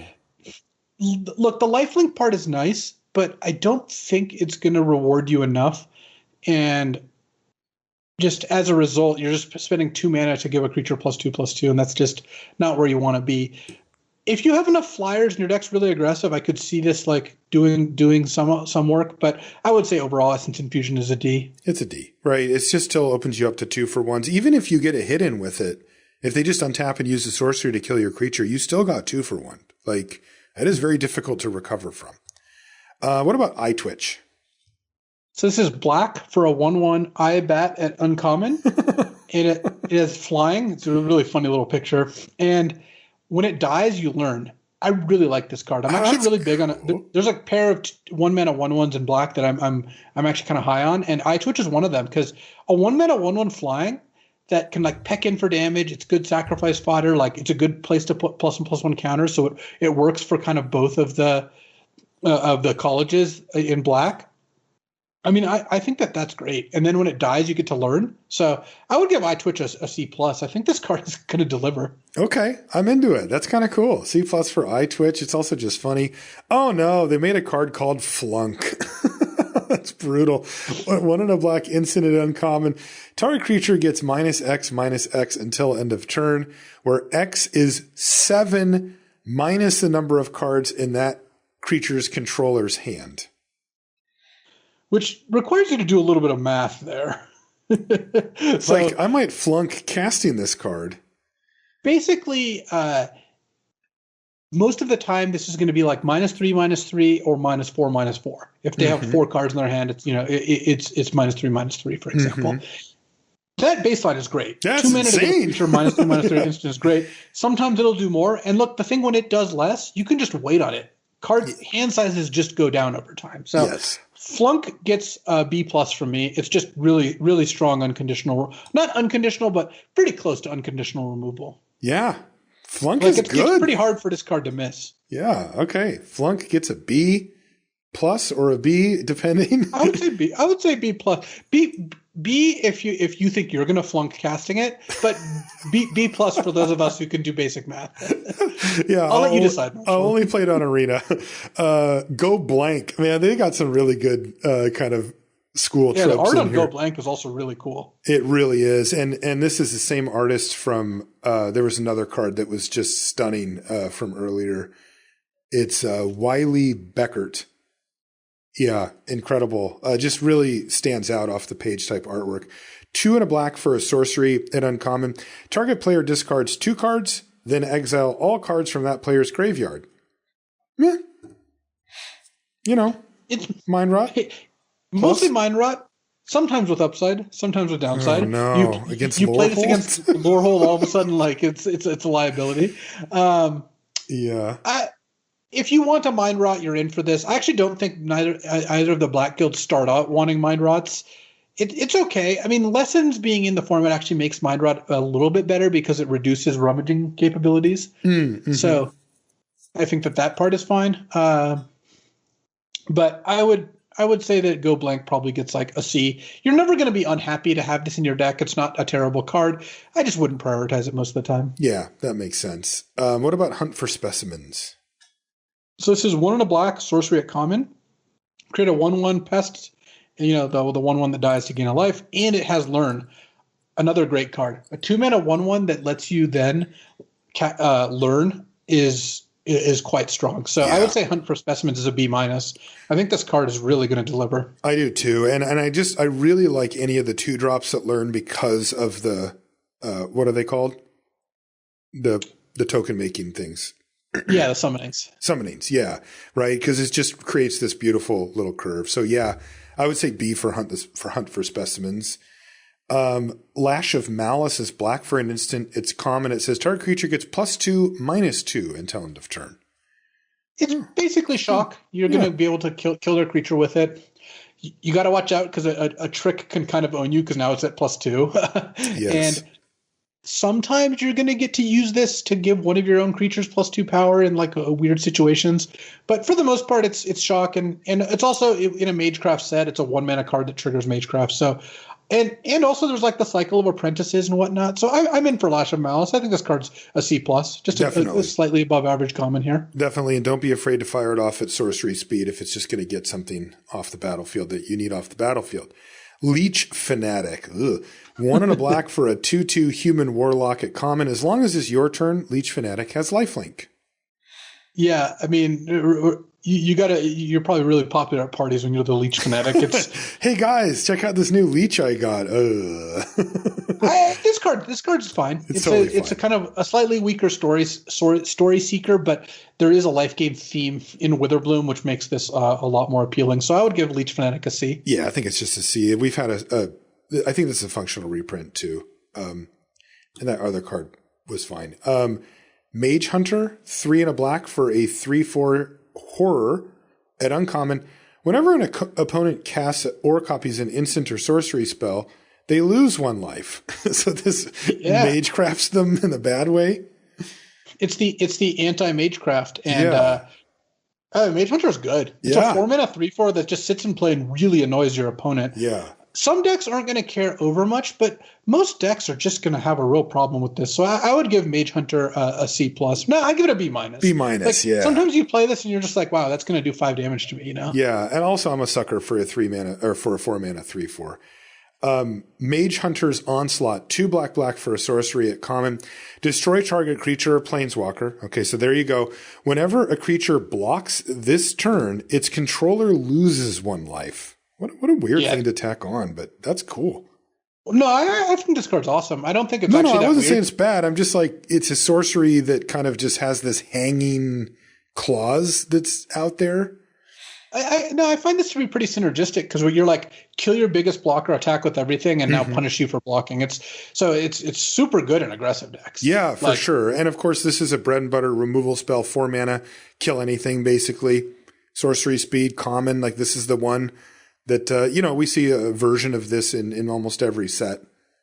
This is, I think, for being a sorcery, among the better ones if you're aggressive, and among a lot less impressive if you're controlling. But when you're in a position where this effectively becomes kill a creature, they lose 2 life, that's a really strong card. Like tacking on that rider. And later in the game, this card can be a really, really effective finisher. Yeah. Imagine a kind of stalled board and you're like, kill your biggest creature, you're at 5, attack you with everything. Right. Deal with it, Mathis, for blocker style. But, to what you said, though, I mean, there is no black control deck that wouldn't just play this, right? I mean, it's just still. No, totally. Yeah. I think this card's a B. It's more like a B- in a control deck and a B+ in an aggro deck. That's a good way to frame it. So I think like Soberquill likes this more than Witherbloom, but it's still a very good card. I would give Mage Hunter's Onslaught a B overall. Yep, same. Here's another lesson. It's Necrotic Fumes. It's 1 black for a sorcery lesson. It's uncommon. Its additional cost, To cast this spell, exile a creature you control. Yikes. It doesn't even put it in the yard. Exile target creature or planeswalker. Man, it's not sacrificed though?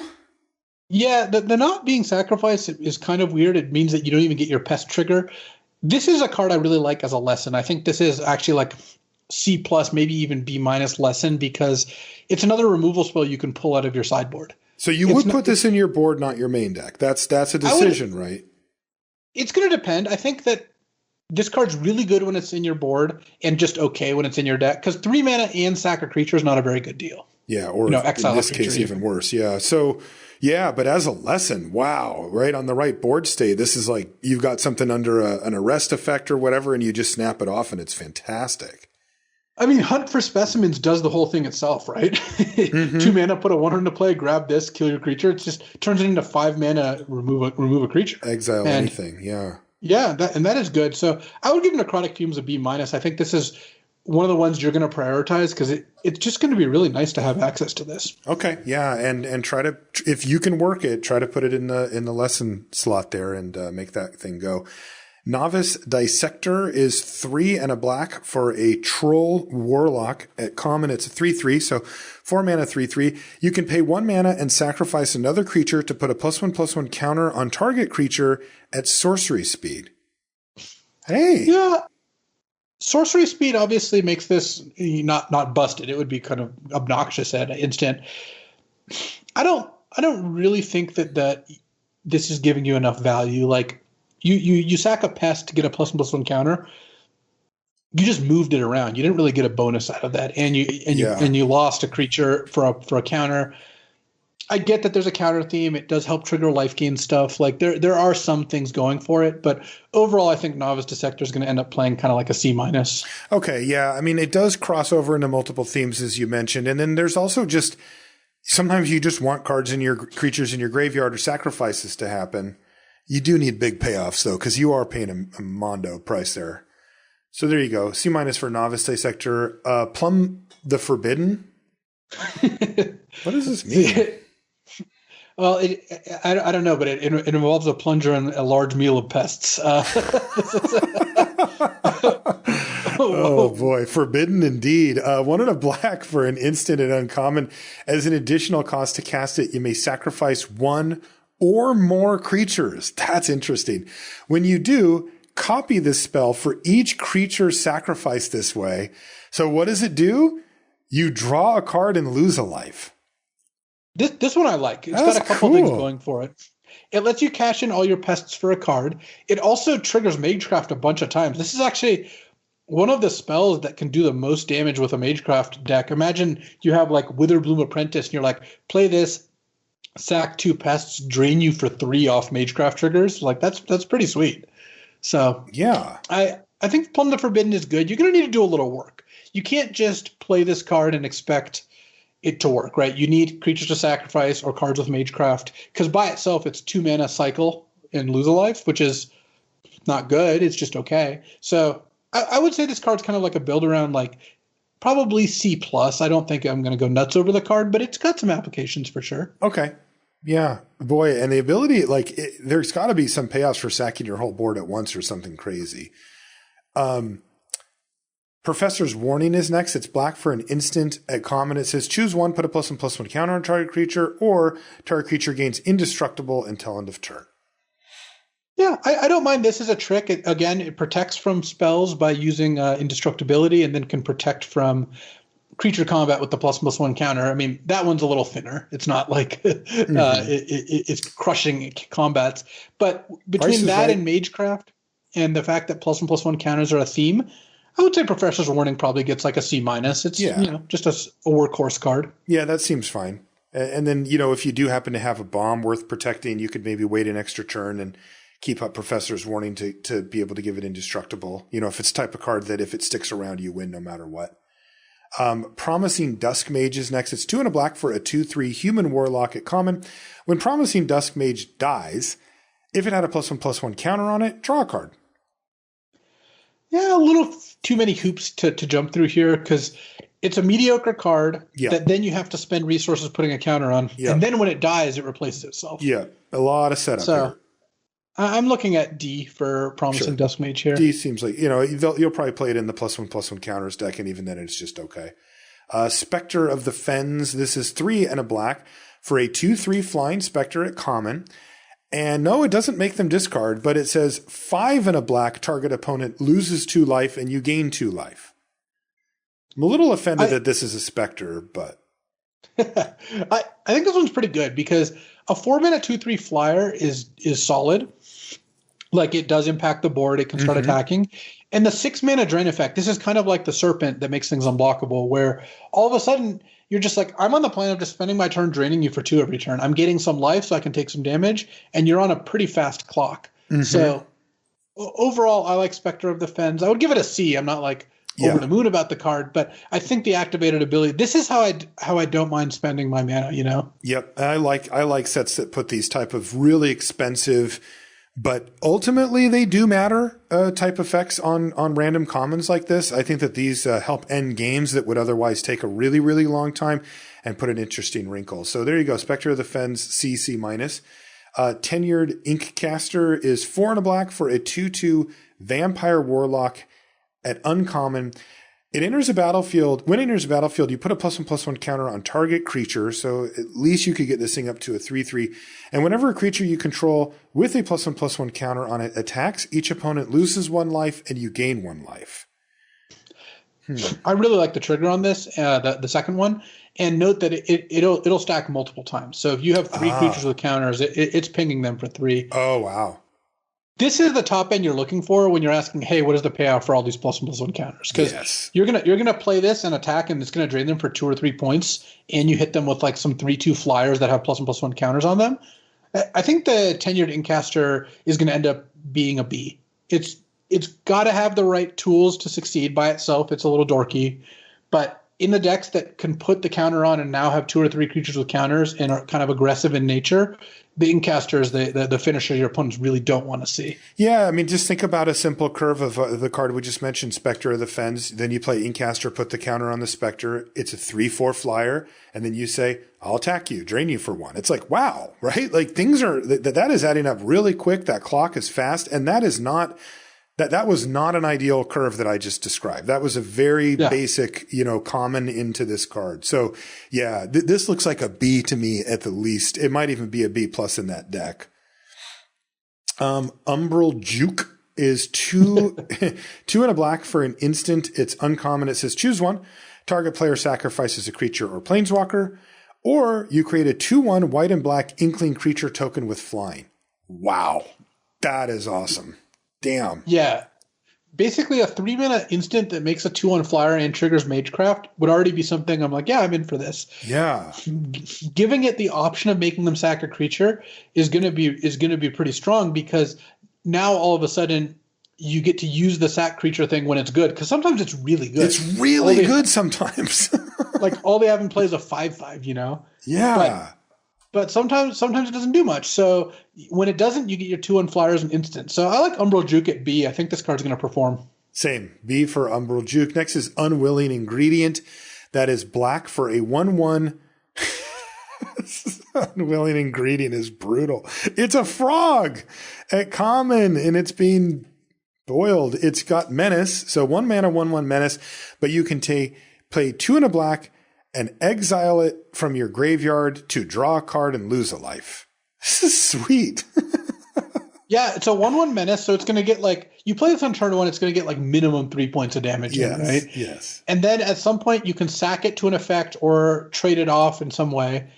And then later you get paying 3 mana to draw a card and lose a life. So Unwilling Ingredient? Good God. I think all those added together make this a C+. I think this is going to be one of the cards you're going to be happy to put in your deck. Not even just okay. Yeah, and we keep talking about +1/+1 counters. Hey, this is a place to dump a +1/+1 counter on a menace creature. It can even get in for quite a bit. So there you go. Unwilling Ingredient, C+. That moves us to red. Academic Dispute is red for an instant and uncommon. Target creature blocks this turn if able. You may have it gain reach until end of turn. And then you learn. So the main joke here is that you get to make one of their creatures block, attack with one creature. They have to block it. Because note, if you attack with two creatures, they then get the choice. You're not dictating what it blocks, just that it does block. And then you end up being down a card, but hopefully it means that they're like 2/2 had to block your 3/3. And then you get to learn and pull a card out of your board. So, well, the reach is that I can target my own thing to give it reach just as a combat trick or whatever. Well, it's actually it's a combination of things. Yes, you can do that. You can also give one of their creatures reach and attack with just a flyer, which is a pretty cute way to get the job done. Oh, right, because sometimes these brick wall where you wanted them to have. Okay, that's funny. Yeah, so I think overall Academic Dispute's going to end up being fine, but it's not going to be great. You need a lot of creatures and to care about learn. But if you care about both those things, if you have a lot of creatures and learn is good in your deck and Magecraft's good in your deck, all those things, like maybe two of those three things, I think you're going to end up in a spot where Academic Dispute kind of does the trick. You're going to be happy with this card in your deck, and at like a C level, not at anything more special than that. Yeah, I mean, I'd want to give it like a build around C. Like, if you don't have good things to learn for, forget it. Like, I don't want any part of this thing. What about Ardent Dust Speaker? This is 4 and a red for a 3/4 Minotaur Shaman at uncommon. And whenever it attacks, you may put an instant or sorcery card from your graveyard on the bottom of your library. If you do, exile the top 2 cards of your library and you can play them this turn. So it triggers the lore hold like cards leaving graveyards thing, but mostly it lets you just flip the top 2 cards and cast them this turn or play them this turn. So you could even play lands. I like Ardent Dust Speaker. I think this is going to be a really threatening card because imagine your opponent just taps 5 mana and plays this on turn 5. What are you feeling? Well, you're feeling that next turn they're going to get to draw 2 cards with it. And even if they don't have an instant or sorcery in their bin right now, if they then play a cheap one, they can still get most of the effect of the card. Yeah. And how many times can you let this thing hit you if they have any number of instants or sorceries in their graveyard? It is going to get out of hand very quickly. Well, I think the number is 1, where it'll trade off most of the time when in combat, and that's still going to be really good. Just a big Mold Drifter that you had to wait a turn on. So I would give Ardent Dust Speaker a B. I think this card is going to be a premier 5-drop. I agree. B for Ardent Dust Speaker. Blood Age General is 1 and a red for a 2/2 Spirit Warrior at common. It says tap it, attacking spirits get +1/+0 until end of turn. It is also a spirit for what it's worth. I'm not really buying the red-white spirits thing. I don't think that theme is gonna be one of the stronger ones. So yeah, this card's okay, but giving a 3/2 +1/+0 is just not a good stat to give it. A 3/2 and a 4/2 accomplish the same thing most of the time. Right. So I think Blood Age General is a C-. It's just mostly, do you want a 2-mana 2/2? If you do, here you go. Yeah, I'm assuming it's a D. I mean, this is just a card that you can put in your deck occasionally, but probably won't want. What does Dragon's Approach do? All right, it's an F+. We can move on. It's okay. It's 2 and a red for a sorcery. It deals 3 damage to your opponent. And then if you have played 5 Dragon's Approaches, you can exile them all to go get a dragon and put it into play. Wow. And you can play as many as you want in your deck. So yeah, you should never put this in your deck unlimited. Yeah, so F for Dragon's Approach. What about Enthusiastic Study? You got to hit him with the book. It's 2 Who wants and a red. to learn? For an instant at common, gives a creature +3/+1 and trample until end of turn, and it has learn. Wow, that's good. Yeah, I don't mind it. Enthusiastic Study is I think pretty solid as a trick that is going to generally be worth a card, and then you get to learn. Overall, I think that works out. It's again good with Magecraft because you get these multiple spells out of this, and I would give Enthusiastic Study a C. I would too. The +1 toughness is so critical on this card. Like, it's such a different card if it didn't have that. But this allows it to win what would have been a trade in combat and get some damage in, and then you get to learn as well. So I would actually pay 3 mana for this combat trick. What about Explosive Welcome? This is 7 and a red for an instant at uncommon. It deals 5 damage to any target, 3 damage to another target, and you add red to your mana pool. Yeah, but it's 8. It's just legit 8 mana. How this many is of those flyers do I need to put this in my deck? This is 1 too many mana for me. My appetite goes down when you get from 7 to 8 by quite a bit. So I would give Explosive Welcome probably a D. Like, in a deck that has tons of mana generation effects, then sure. But for the most part, I just don't think this is where you want to be. Yeah, it's obviously a very powerful effect, as most 8 mana effects are. But 8 is, again, as I outlined before, it's about half of your library has to be gone through before you get it. That's turn 13 if you haven't drawn extra cards or generated extra mana. That's a lot to ask. So you're going to have to put this into a deck that can accelerate it out in various ways. Otherwise, it's probably like a D, like you said. What about first day of class? It's 1 in a red. It's an instant. Whenever a creature enters the battlefield under your control and this turn, put a +1/+1 counter on it, and it gains haste until end of turn and has learn. Why is this an instant? A creature enters the battlefield under your control this turn, put a +1/+1 counter on it, and it gains haste. I guess so you can cast it and trigger Magecraft when it does nothing, which, sure, whatever. Yeah, I mean, we'll take it, but it is a little confusing. The combo here, I think, is like you play this on 5 mana, you go get one of the summonings, and you play the creature, and now it has a counter and haste. Oh, that's kind of cool, yeah. That's still not, like, all that impressive, I don't think. If you're desperate, you can just learn on end step, or you can trigger Magecraft at instant speed. Okay, whatever. All this being told, I am not interested in this card particularly. That is just not an effect that I want. I think this effect is way too weak. You're just not going to get enough out of first day of class to make up for it, even with learn. So it looks like a D. It's a D. And maybe you can string some stuff together. I don't know. Yeah, Fuming Effigy is 3 in a red for a 4/3 spirit at common. Whenever 1 or more cards leave your graveyard, Fuming Effigy deals 1 damage to each opponent. So this is the payoff-ish, or one of them, of having cards leave your graveyard. It's not a very big payoff, but it doesn't need to be because it's a 4 mana 4/3. Yeah, it's a common, it's a spirit, like whatever. I would say that this card is probably just a C. It's just a fine card you'd put in your deck. And once you're heavier on these effects, it can move up to a C+ for sure. Yeah, that's kind of its range for Fuming Effigy. Grinning Ignis is this a It's a reprint from a Planar or Future Sight. It's here. It finally made 2 in a red for a 2/2 elemental at uncommon, and you can pay a red to return Grinning Ignis to your hand and add red colorless to your hand. Activate only as a sorcery. Storm Enabler. It's a Storm Enabler because you can bounce and replay this. It only costs you 1 mana per turn or per cycle. Yeah. But more than that, you play this on turn 3. On turn 4, you're up to 6 mana if you activate this. So it's a way to play one of these 7 or 8 mana spells. And I think I would put this in my deck if I had 2 or 3 cards that cost lots of mana. And there's some of those cards that are well worth it, as we've seen. Mm-hmm. So I think this is a build around probably C, because it's never going to be that spectacular.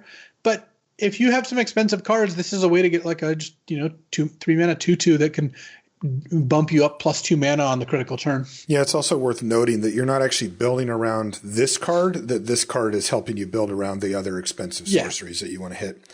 Hall Monitor, red mana for a 1/1 Lizard Shaman at uncommon. It's got haste, and you can pay 1 in a red and tap it to make target creature can't block this turn. Wow.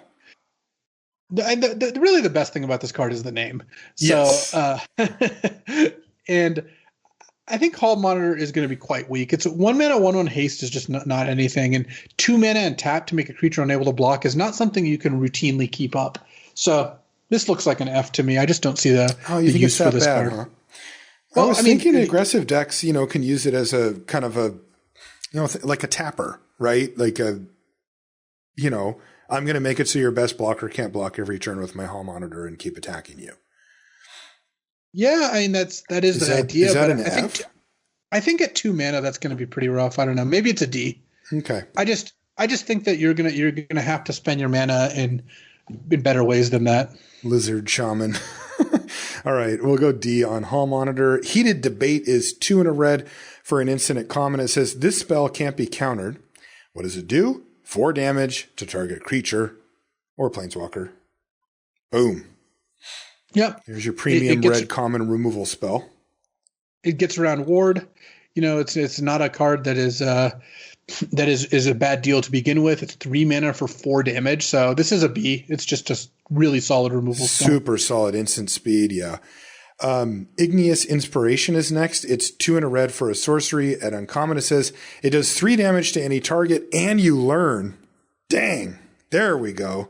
You know, they keep throwing in these really low impact cards that also have learn and kind of going, well, how do you feel about this? Well, this one, we don't have to question it because they're giving us a card we'd play anyway and then tacking learn onto it, which makes it excellent. Yeah, this is easily a B+. It's 3 mana for a deal 3, and then you get to pull a card in your hand. That is great. It's a 2-for-1 that's also a removal spell. So there you go. B+ for Igneous Inspiration. Illustrious Historian is 1 and a red for a 2/1 human shaman at common. You can pay 5 mana and exile Illustrious Historian from your graveyard to create a tapped 3/2 red and white spirit creature token. Wow, that fits right in with everything, right? It's a 2/1. It hopefully trades off for something. Then you get the exile trigger, plus you get the spirit that this college cares about. Yeah, I think you just got to do it. It's solid. I think that the Lorehold decks will play this and be happy with it. I'm still skeptical that spending 5 mana to make a 3/2 is really kind of worth your time, but there's enough other synergies to make that the case. So I would give Illustrious Historian a C, just a playable card. I would say C+.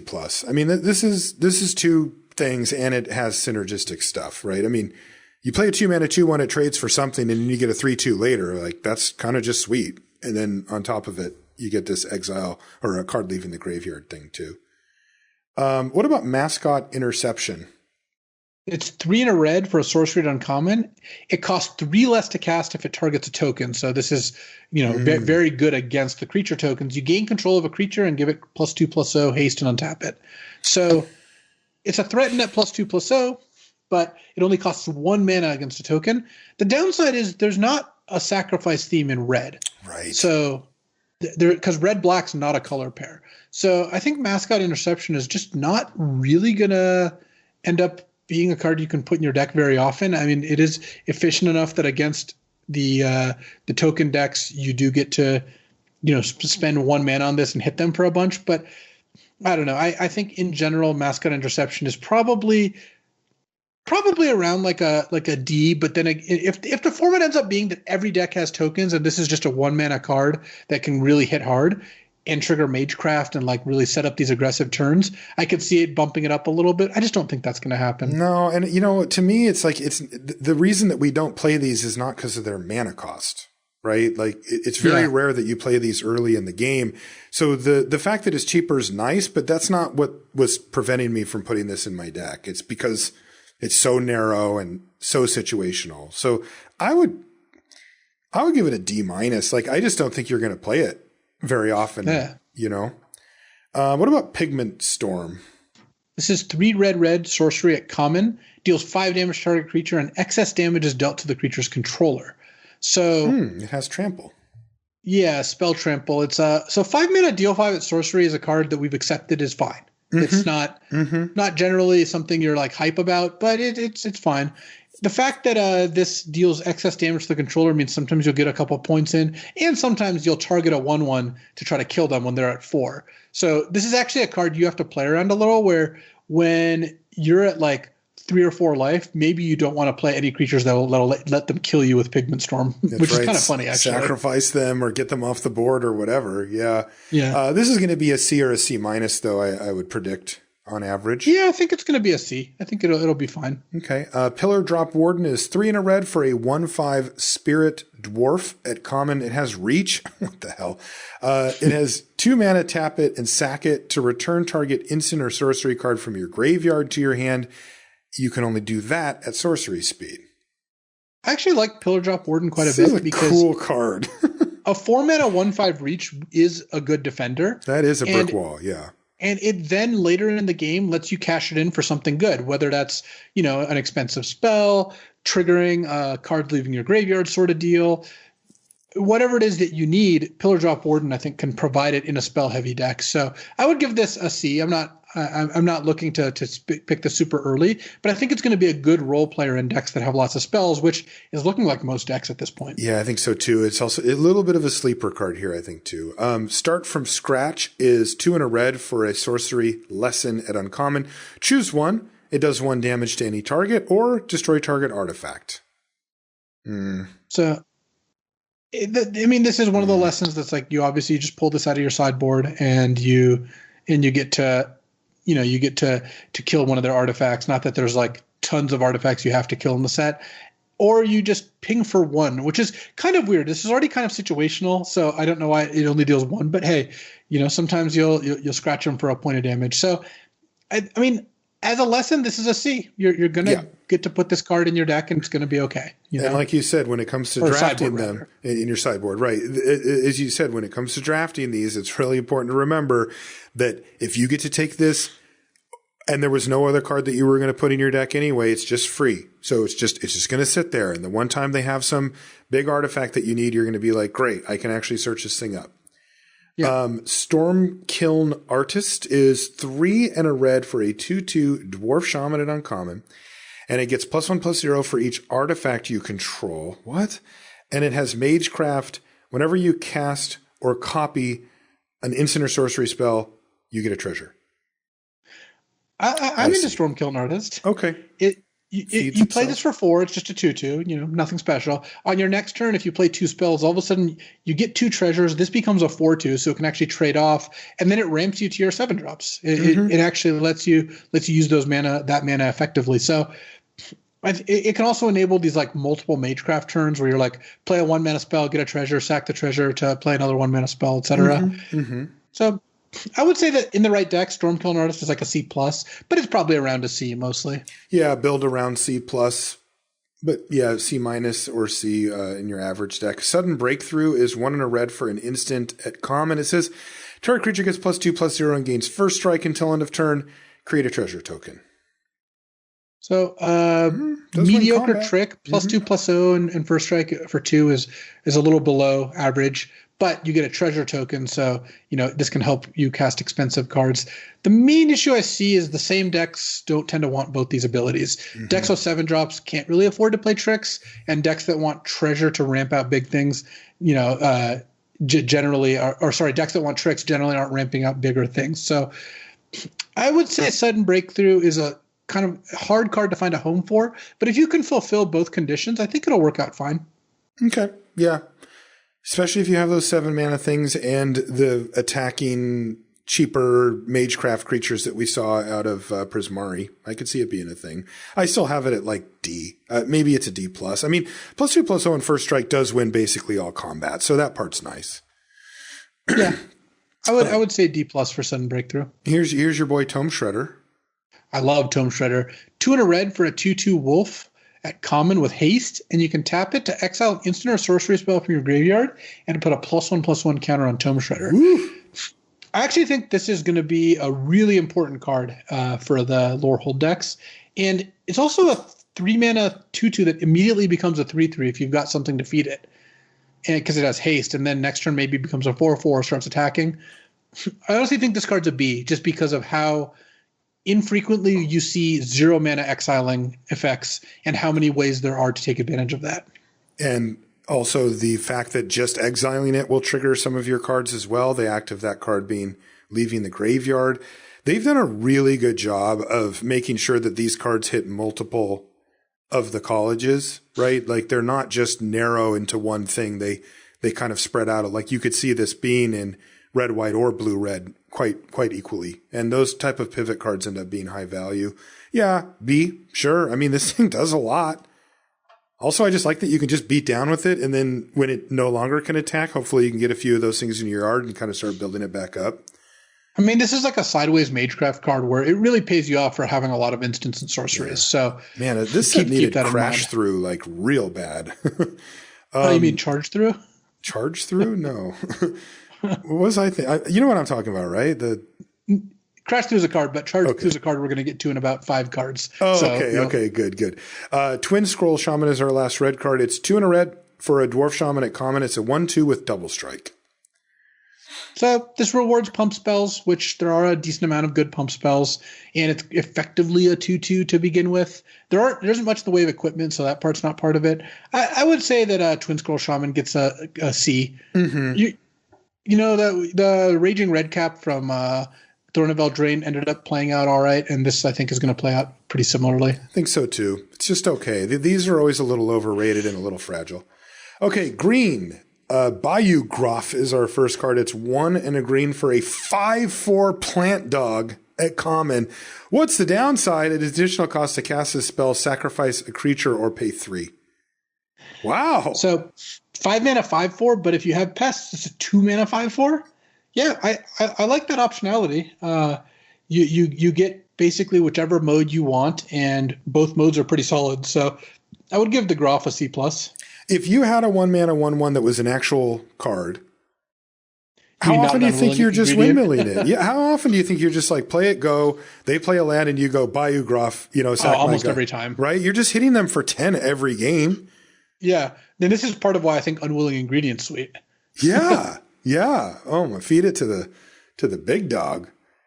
That's interesting. And then otherwise it's a 5 mana 5/4 kind of in your I couldn't find another way to make this work scenario. You like C+ for Bayou Gruff? Yeah, I think the upside is there. Okay. It's not a C+ in like a random deck. But in black green.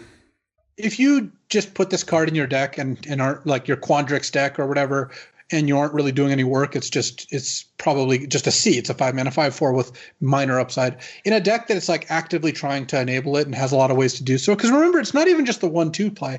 When you make 2 pests on turn 3 and then turn 4 you play 2 2-drops, this being one of them, that's really good too. Yes, it is. The mana efficiency does matter at all points. So I think Bayou Gruff gets a C+ as a result. All right, C+ and an early contender for Groan Test if they get it on turn 2. Big play is next. It's 1 and a green instant at common. Target creature gets +2/+2 and gains reach until end of turn. Put a +1/+1 counter on it. I like that there's all these sports themed stuff as they play. Mage Tower is the game. So this is basically +3/+3 for 2 mana and reach, and then one of those stays behind as a counter. Yeah, that's pretty good. I mean, if you're going to have to pay 2 mana for a combat trick, that's leaving you with quite a bit. For me, again, it's a C. Like, I'm not jumping over the moon for this card, but like, I would put this in a deck occasionally. Yeah, I think that sounds right. What about Bookworm? It says 7 and a green for a 7/7 trample, and it's a worm. When it enters the battlefield, gain 3 life and draw a card. And you can pay 2 and a green to put it from your graveyard into your library 3rd from top. Wow. So it's an 8 mana 7/7 trample that gains you 3 and draws a card. And then Palaka Worm's back, baby. Yeah, it's quite a bit worse, but as far as big finishers go, this is kind of interesting. So this is much more for Quandrix than it is for Witherbloom, because Quandrix is going to be more focused on getting to 8 mana than Witherbloom is. And if you can ever cast this, it's going to make it really hard on your opponent, because you're going to gain 3, draw a card, kind of replace itself. And then if it ever dies, it eventually just kind of comes back here. That card is sweet. Oh, man, I'm in love. I mean, yeah, it's 8 mana. It's basically uncastable, but besides that, I love it. Yeah, I think it's probably like a C. I think it's like a build around C, where if you're a really heavy ramp deck, this is a legit finisher. Most decks are just not going to put that in the deck, though. Yeah, 8 is just too much for the average deck. But I mean, this thing's like a B+ as far as board impact. Like, gives you the card back. It's huge, and it even gives you a life bump so that it's hard for them to kill you the next turn. But you're paying for it. So C for Bookworm, but if you can build around it, it's a BB+. I mean, if you can ramp out this thing, it's going to be super good. Charge Through. Here's the card you mentioned. Green for an instant. It's common. It says target creature gains trample until end of turn, draw a card. So yeah, this is very Crash Through-like. Yeah, it's a C mostly on the back of Magecraft. Sometimes you're just going to be able to play this, get your cantrip on, trigger your Magecraft stuff. The trample part's not like a huge deal, but whatever. Mm-hmm. Containment Breach is 2 and a green for a sorcery lesson. It's uncommon. Destroy target artifact or enchantment. If its mana value is 2 or less, you get a 1/1 black and green pest. That when it dies, you gain a life. Yeah, see, this to me is just like a perfect lesson, right? Yeah, it's totally fine. It's 3 mana, as to kill any instant or artifact or enchantment, and then sometimes you'll get an extra little bonus of getting a pest out of the deal. So I'm in for Containment Breach. I would give it a C. Yeah. It's just a card you want as a lesson, but it's going to be interesting figuring out exactly how high priority is to take these things. Yeah, it's uncommon, so you probably won't have a lot of shots at it. But boy, having access to that with any number of learn cards seems really strong to me. Devouring Tendrils, 1 and a green for a sorcery, again uncommon. A target creature you control deals damage equal to its power to target creature or planeswalker you don't control. When the permanent you don't control dies this turn, you gain 2 life. So it's a fight card, 2-mana sorcery fight card, or bite card, rather. Bite, right. It doesn't, it's not symmetric. And then you also gain 2 when you kill the thing. Yeah, I'm in for this. This looks like a B to me. Like, bite cards tend to be pretty strong, and getting an extra 2 life on the deal is pretty sweet. Yeah, totally. It's great with Death Touch as well. So B for Devouring Tendrils. That's why it's an uncommon. Emergent Sequence is 1 and a green for a sorcery at uncommon. Search your library for a basic land card, put it on the battlefield, tap, then shuffle. That land becomes a 0/0 green and blue fractal creature. That's still a land. Put a +1/+1 counter on it for each land you had enter the battlefield under your control this turn. So, under most circumstances, you'll play a land, play this, and you get a 2/2 land out of your deck. Right. So it's a land, so you're ramping, but also it's a creature, but also it's vulnerable to removal. So like a lot of people are kind of going nuts about this for constructed. I don't actually think it's great in constructed because it's just going to get bone crushed or killed by the legion of removal spells. In limited, people don't really kill your 2-drops all that easily. Like, yeah, there's the lash card, the shock, and whatnot, but for the most part, this is just going to be a good little mana ramp creature. It's going to be a 2-mana 2/2 that taps for whatever color you need it to. You get to go get whatever basic you need. So that makes Emergent Sequence pretty good. I would give this a B. I would too. I'm always going to be happy with this in my deck. Yeah, and in your worst case, if they kill it, it's not like they're killing the lands that you play naturally from your hand, so you should still be able to play a functional game unless you really need an Emergent Sequence to be the fixing, or to be the land drop. But even then, your opponent doesn't know that. And if they just fire off a removal spell on you, you could just be like land, play a thing, go, and they use a real removal spell on a random 2/2 or whatever. Plus, every now and then you can like turbo ramp and make like a 4/4. Yeah, that'd be sweet too. Field Trip is 2 and a green for a sorcery at common. It says search your library for a basic forest card, put that card onto the battlefield, tapped, and then shuffle, and then you learn. Awesome card. Yeah, and also really sweet art. You get to play this as your ramp spell and learn, so it's a nice little 2-for-1. This ramps you right to like 5 for a 5-mana learn card. I would say this is a B-. This card's going to be pretty sweet. That is a great little card. Yeah, particularly because we've seen cards like Bookworm and such that really do want a lot of mana, right? I mean, these ramp effects I think are going to be really good. Fortifying Drought is, or Draft? Draught. Is, draft? Drought? Draught. Draught? It's not Draught. What is it? Draught. What is a Draught? It's a drink. That's Draft. I thought it was Draught. I don't know. We're going to have to figure it out. Anyway, it's green for an instant and uncommon. You gain 2 life. Target creature gets +X until end of turn, where X is the amount of life you gain this turn. Well, that's kind of interesting. Yeah. Almost always +2/+2. Yeah, it's always +2/+2, and then sometimes it could be more. So green for a +2/+2 trick, and sometimes the upside is like +6/+6 or something like enormous. Mm-hmm. I'm in for that. Yeah, that's kind of interesting. It's also just cheap. You mentioned earlier that you really want your combat tricks to be cheap. And of course, you kind of want them to affect power and toughness primarily. And this does all of that. I'm still going to give it a C or a C-. I just don't think that this is going to be a priority for any deck. Not that you can't put it in a deck. Yeah, it's not really a build around because you're not like building like, oh, I'm going to get +10/+10. Yeah. But it'll be better in the life gain decks, and it can really add up. I would say it's a C. I don't think it's spectacular, but the floor being green for +2/+2 gain 2, that's a pretty good floor. It's pretty decent for 1 mana. You could do a lot worse than that. Yeah, for sure. Luis, good news. You made it on the honor troll. I'm really proud of you. 2 and a green for a 2/3 troll druid at uncommon. It's got vigilance. And it says if you would gain life, you gain that much life +1 instead. And Honor Troll gets +2/+1 as long as you have 25 or more life. Yeah, this card seems fine. Sure. It makes your pests double up, but I haven't felt that the life gain theme in the set was so powerful that I really wanted to spend too much effort to get more. Yeah. It is nice that it's a 4/4 once you're like kind of doing it, and it has vigilance.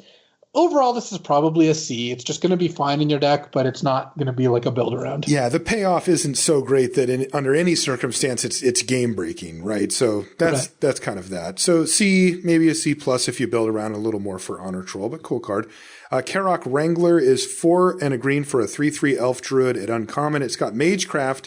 Put a +1/+1 counter on target creature you control. Hey, that's some business. Oh yeah, I mean. The main thing with this is you get to untap with it because it's a 5-mana 3/3, which obviously vulnerable to a lot of different things. But if you get to untap with it and all of a sudden, start casting some spells, it's gonna add up really quickly. So I would give Karok Wrangler a B. And it's just a dangerous card. It's the kind of card, when your opponent plays it, you feel like if you can't remove it, then you're going to lose to it. I agree. I would give it a build around B. You need to make sure that you're Magecrafting enough to make it go. But, I mean, remember, what was it? Showdown of the Scalds? Like, you get to kind of have a similar, feel to some of your spells destroying counters. It does not take... If you get 2 counters out of this thing, it's already going to be really good because a lot of it's going to be instant speed, too. Next is Leyline Invocation. This is 5 and a green for a sorcery at common. It says create a 0/0 green and blue fractal creature token. Put X +1/+1 counters on it, where X is the number of lands you control. Wow. 6/6 probably. Yeah, 6 mana 6/6 with upside of maybe being bigger and having not great. Working with other fractal cards. Downside being bounce spells really own you here. Yeah. So. I'm not a big fan. I mean, compare this to Colossal Dreadmaw, right? 6/6 trample for 6 that was a playable but not exciting common. This is worse than that. I mean, it has a little more upside, but I mean, trample's a big deal, and the fact that it's not a token, I don't think this is a very good card. Yeah, I would give Leyline Invocation a D. If you have to play it, you got to play it, but it's not the the best card in the world. What does Mage Duel do? This is 2 and a green for a sorcery at common. This spell costs 2 less to cast if you cast another instant or sorcery spell this turn. Target creature you control gets +1/+2 until end of turn. Then it fights a creature you don't control. Man, they really do just jam as many fight cards in every set, don't they? Yeah, they really do. The third one. This card's quite strong. Mm-hmm. It's 3 mana for +1/+2 and then fight. You're always going to win that fight, unless something really weird is happening. And then it can sometimes just cost 1 mana if you cast I'll make 2 pests and then I'll cast this for 1 mana. So Mage Duel gets a B from me. I think this is going to be the premier green common. That's insanity. The +1/+2 is absurd on these 5. Even just +1/+1 usually gets the job done. And this is only 3 mana? Wow. And sometimes 1? Okay, yeah, B for Mage Duel. Master Symmetrist is 2 green for a 4/4 Rhino Druid at uncommon. It's got reach. And whenever a creature you control with power equal to its toughness attacks, it gains trample until end of turn. I like the art on this one, too. The Quandrix art is all the best, I think. It is awesome. But, so this is basically 4 mana, 4/4 reach trample, which is pretty nice. It's not really a lord in the sense that, I'm not going to go out of my way to make sure my creatures are symmetrical to get trample. That's just whatever. But it does give trample to all the fractals because those are all going to be symmetrical. Baseline. So I think this is a B plus just because it's a 4 mana 4/4 reach trample. Yeah. And then sometimes it'll have upside past that. Yeah, I like that. B plus for Master Symmetrist, really solid stats. Overgrown Arch is next. It's 1 and a green for a 0/4 plant wall at uncommon. It's got Defender. You can tap it to gain a life, or you can pay 2 mana and sack it to learn. I really like this. I like this. It's a 2 mana 0/4 Defender that taps to gain 1, which is exactly what you want against aggro decks. Mm-hmm. And then later you can just cash it in to learn. Also note, you don't have to tap it when you sack it to learn, so you can tap it to gain and then sack it. So good early, good late, helps enable life gain abilities, can do a lot of stuff with learn. This looks like a B minus to me. This looks like a card you actively are happy to have in your deck. Yeah, same. And we've seen some of the life gain stuff actually matter as well. I'm just going to say B for Overgrown Arch. I just want it. Sure. Professor of Zoomancy is 3 and a green for a 4/3 Bear Druid at common. When it enters the battlefield, you get a Pest. So a 4/3 for 4 with a Pest. Looks great. Yeah. A 4/3 for 4, which is like slightly below average these days, but still like pretty solid. And then a 1/1 Pest that has, multiple upsides. This looks like a C+ to me. Yeah, C+ for a solid bread and butter type common. Next is Reckless Amplimancer. This is 1 and a green for a 2/2 elf druid at common. And you can pay 4 and a green to double Reckless Amplimancer's power and toughness until end of turn. So it's got it does have a little of the aspect of it's a 2-mana 2/2 when you care about that. And then on 5 mana, it becomes a 4/4, but if you've pumped it, it can get even bigger. Mm-hmm. If it has a counter or something, yeah. This looks like a C- to me. It looks like there's a bunch of 2-mana 2/2s with like extremely minor upsides, and this looks like one of them to me. Yeah, and I really like cards like this because if you do ever get to 10 mana, it's a real threat. And if you do pump it, it can be a real threat. Otherwise, it's just bread and butter 2-mana 2/2. I like cards like this. I'm glad they make them with these really expensive and not like game breaking activated abilities. But that is what it is. It is not a game breaker. But still, good place to put your mana late if you don't have anything else better to do. So C for Reckless Amplimancer. What about Scurrid Colony? I'm not scurried. It's 1 and a green for a 2/2 squirrel at common. It has reach, and it gets +2/+2 as long as you have 8 or more lands. So again, 2-mana 2/2 reach early, and then later in the game it's a 4/4. But at the point at which it becomes a 4/4, it's not like things have moved past that stage. It's not that impressive. So again, kind of C-. Like the fact that it has reach is nice. It can trade for a 2/1 spirit. So I guess I'd probably give this one a C. C. And it's a 4/4 without spending any mana once you get to 8. So that's pretty good too. Yeah. Well, there's actually some decent payoffs for getting to 8 mana. Not just being able to cast 8 mana spells, which there are some, but also these. Spine Karok is next. It is 2 and a green for a 2/4. It's Crocodile. It's common, and it has no rules text. Hallelujah. This is a D. We know what cards like this do. Yep. They don't do much. So yep. I would give Spine Karok a D. If you have to play it, you have to play it, but it's really not where you want to be. Yeah, I mean, perfectly fine stats, but just the bar's higher than that. Springmane Servan is next. It is a 2 and a green for a 3/2 elk. Yeah, baby. Go Elmer with the nice horns today with the cherry blossoms. It's common. When it ETBs, you gain 2 life. All right, well, that's a little disappointing.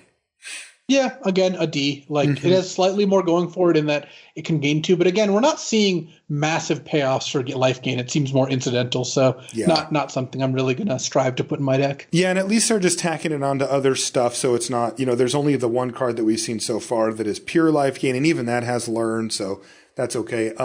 Last green card is Tangle Trap. It is 1 and a green for an instant at common. Choose one. It does 5 damage to target creature with flying, or you destroy an artifact. So straight up sideboard material, sideboard C. You just can't put this card in your main deck. And this even loses its luster because of the fact that lessons give you some amount of flexibility here. So I would not prioritize Tangle Trap. Yeah, I think that the lessons might just end up pushing out a lot of cards like that anyway. Okay, a few colorless cards and lands, and then we'll call this thing a set review. Because really a huge bulk were the gold cards that we've already done. Biblioplex Assistant is our first one. It's 4 mana for a 2/1 flying gargoyle at common. When it enters a battlefield, put up to 1 target instant or sorcery card from your graveyard on top of your library. Yeah, I'm not really interested in paying 4 mana for a 2/1 flyer, so overpaying by at least a mana to get the privilege of redrawing one of my instants or sorceries. Doesn't seem good enough to me, so I'm going to give this one a D. It's a D. People tend to overrate these, but there's a setup cost involved. There's no card advantage from this card, and you're overpaying, as Louise said. All of these things add up to not quite enough. Campus Guide is, what does it do? Well, I heard you like cards on top of your library, so here's a 2-mana 2/1 artifact golem at a common, and when it enters the battlefield, you search your library for a basic land card and put it on top. So if you need to draw a land and you do it. Yeah, I mean, it's Yume, and this card goes from, the Scattering Surveyor, awesome common, you always want this card, to Yeah, you'll play this card because you should play a 2-mana 2/1 that reduces the odds that you get mana or color screwed. It's just not that exciting. So I would give Campus Guide a C, and you're going to play it more often than not. I would give it a D. I wonder if you will. I wonder if it's even worth it. Like, it's still a 2-mana 2/1 that does nothing. That is a severe. In my mind, that's a heavy cost. It lets you keep more like 2-landers, and what cost is what I'm saying. The cost is that I have to play a near blank in my deck. I'd rather just 2-mana 2/1's not a near blank. That's still a card. I'm not saying it's not a card. I'm saying like you would never play that card. It has no relevant creature type. This set doesn't care about artifacts. It's pretty bad to put a 2-mana 2/1 in your deck. It's not great, but not getting mana screwed is also pretty nice. Mm-hmm. Well, so build your if you decks got to right. do it, you got to do it. Luis, build your decks right, buddy. Let's get that mana. Right. Okay, so you say C. I'm going to say D for Campus Guide. I don't like it. Cogwork Archivist is next. It's 6 mana for a 4/5 artifact creature construct at common. It has reach. Okay, and then you can pay 2 mana and tap it to put target card. Don't tell me from a graveyard. On the bottom of its owner's library. All right. So it doesn't really do a whole lot. It's a 6 mana 4/5 reach. It can you can trigger the lore hold thing or stop you from decking or what have you. Get rid of their cards in their graveyard if they're messing with them. Like if they have ways to use cards in their graveyard, this can stop that. It looks pretty bad. This looks like a D to me. A 6 mana 4/5 reach is just not that interesting. Yeah, I think it's a D, and what I'm secretly hoping is that it's like a C+, because that would mean this format is sweet. Next is Excavated Wall. This is 1 mana for an artifact creature wall. It's a 0/4 at common. It's got Defender, and you can pay 1 and tap it to mill a card. That's your library. Yes, you don't get the option to mill their library. So this is basically an enabler for Lorehold. It's even got a quote from the Lorehold Dean there. It looks like, again, another D. Like, I don't really want to be spending my time doing this. Yeah, the mana's a little annoying too, so I would assume D for Excavated Wall as well. Letter of Acceptance, 3 mana for an artifact at common. It taps to add 1 mana of any color, and you can pay 2 tap and sack it to draw a card. Hey, man, I know that it doesn't interact with the 8 or more lands thing from Quandrix or whatever, but there are some expensive spells that you need to ramp to, and I think you might end up with a Letter of Acceptance in your deck in some of those builds. Yeah. I think every now and then Letter of Acceptance is going to work out just fine if you have the heavy ramp decks. Also, it's any color. Also, you can cash this in to draw a card later. So I would give it like a C-, but it is an acceptable card to play if you need it. Yeah, C- for Letter of Acceptance. Reflective Golem. It's only 3 mana. We're good. 3 mana for a 2/3 artifact creature golem at uncommon. Whenever you cast an instant or sorcery spell that targets only Reflective Golem, you may pay 2.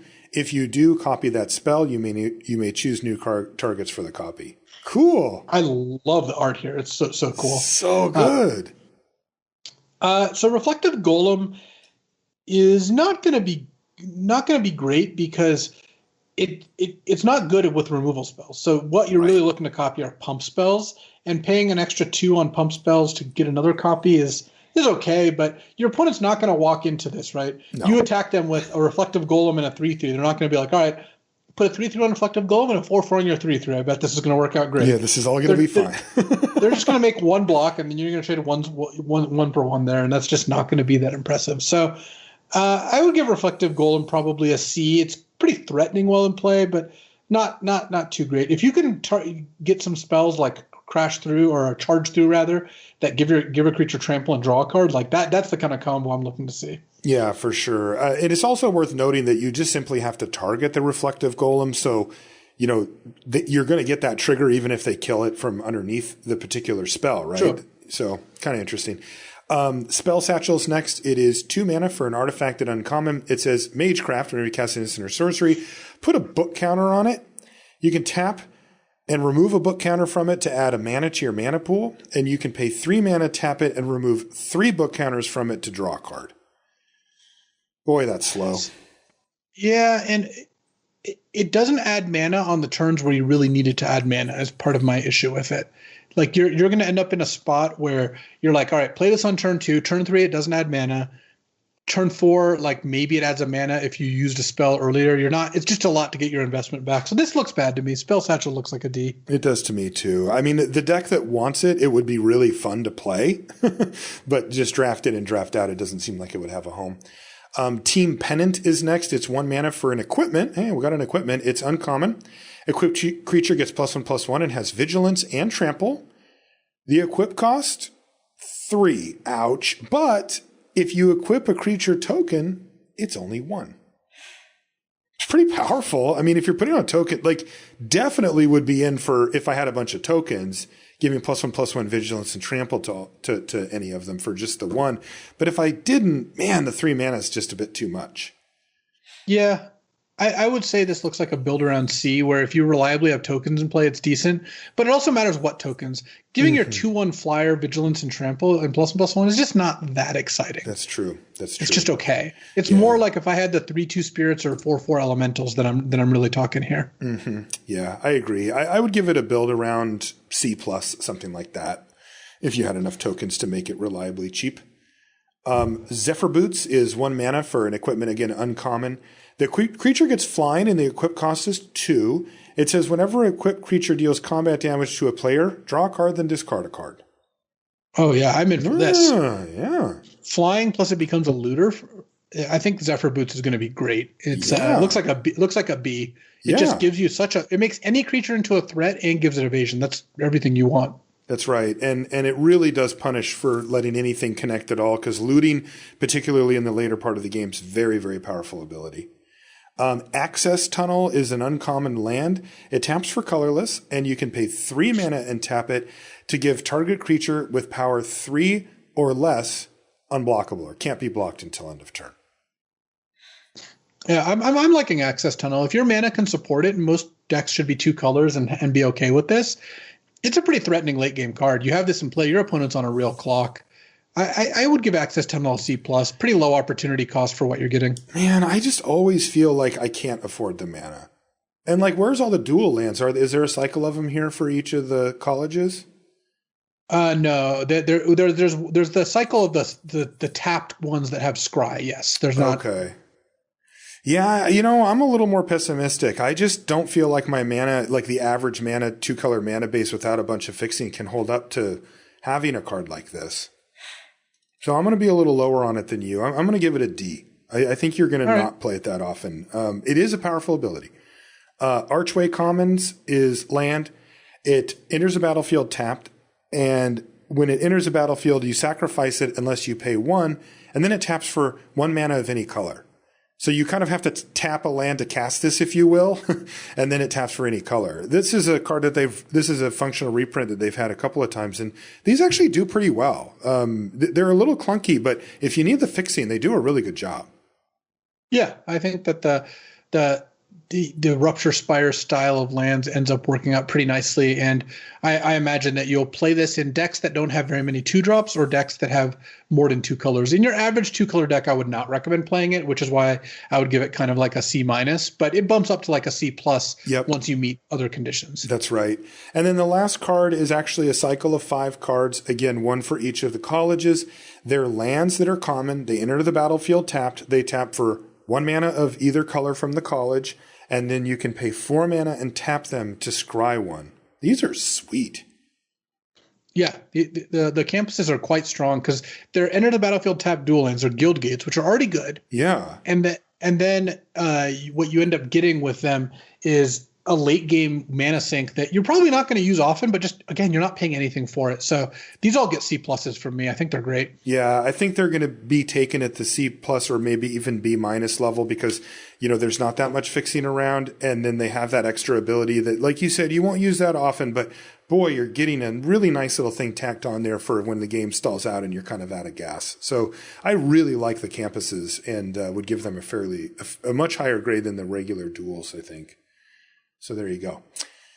Luis, that's it. We did it. We made a set review show. I don't think there's any other cards, right? I didn't miss anything. We're going to do the... Not as far as I know. Next week. Yeah. So there you go. Yeah. Dude, this set is freaking sweet. Like, this to me is how you do a complicated set where it has a lot going on, but my brain automatically kind of understands how things slot in because it's relatively simple as far as like, here's the 5 colleges.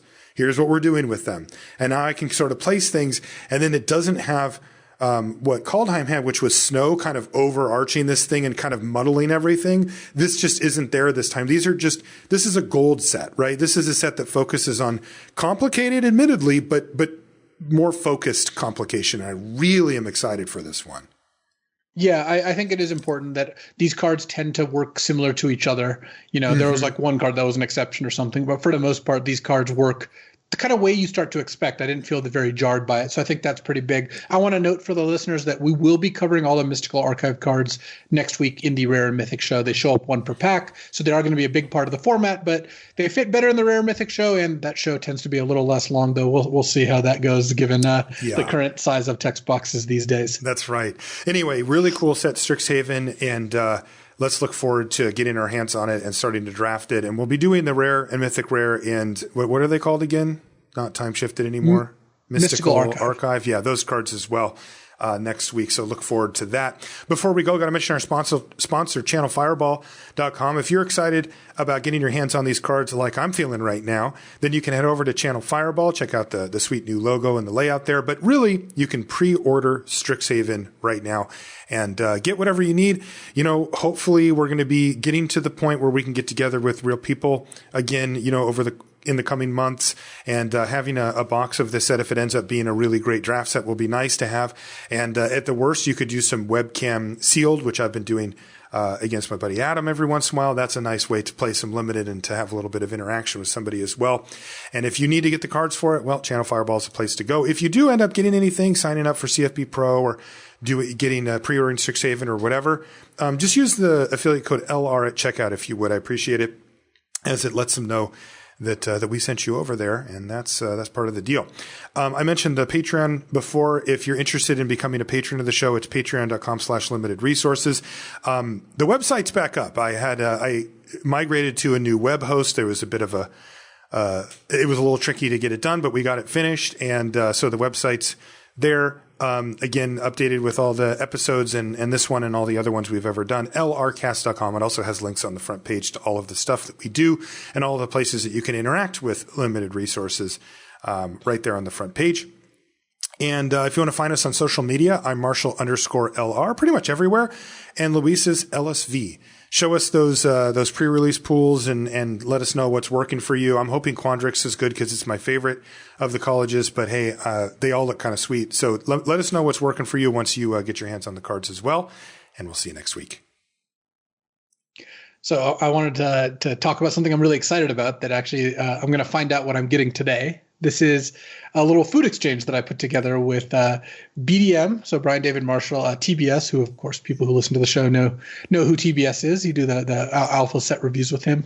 And Brian Kibler, he's a famous Hearthstone player. So what we ended up doing was we entered into agreement. There's 4 of us. We randomed, so we each got 2 of the other people. Mm-hmm. And to each of those people, we sent kind of like a box of food. And what I mean is like something that we think the other person would enjoy. And I can tell you what BDM sent. He just got his actually. We got it. Oh, sweet. Yeah. So we both love Oklahoma Joe's, and that's the barbecue place in Kansas City.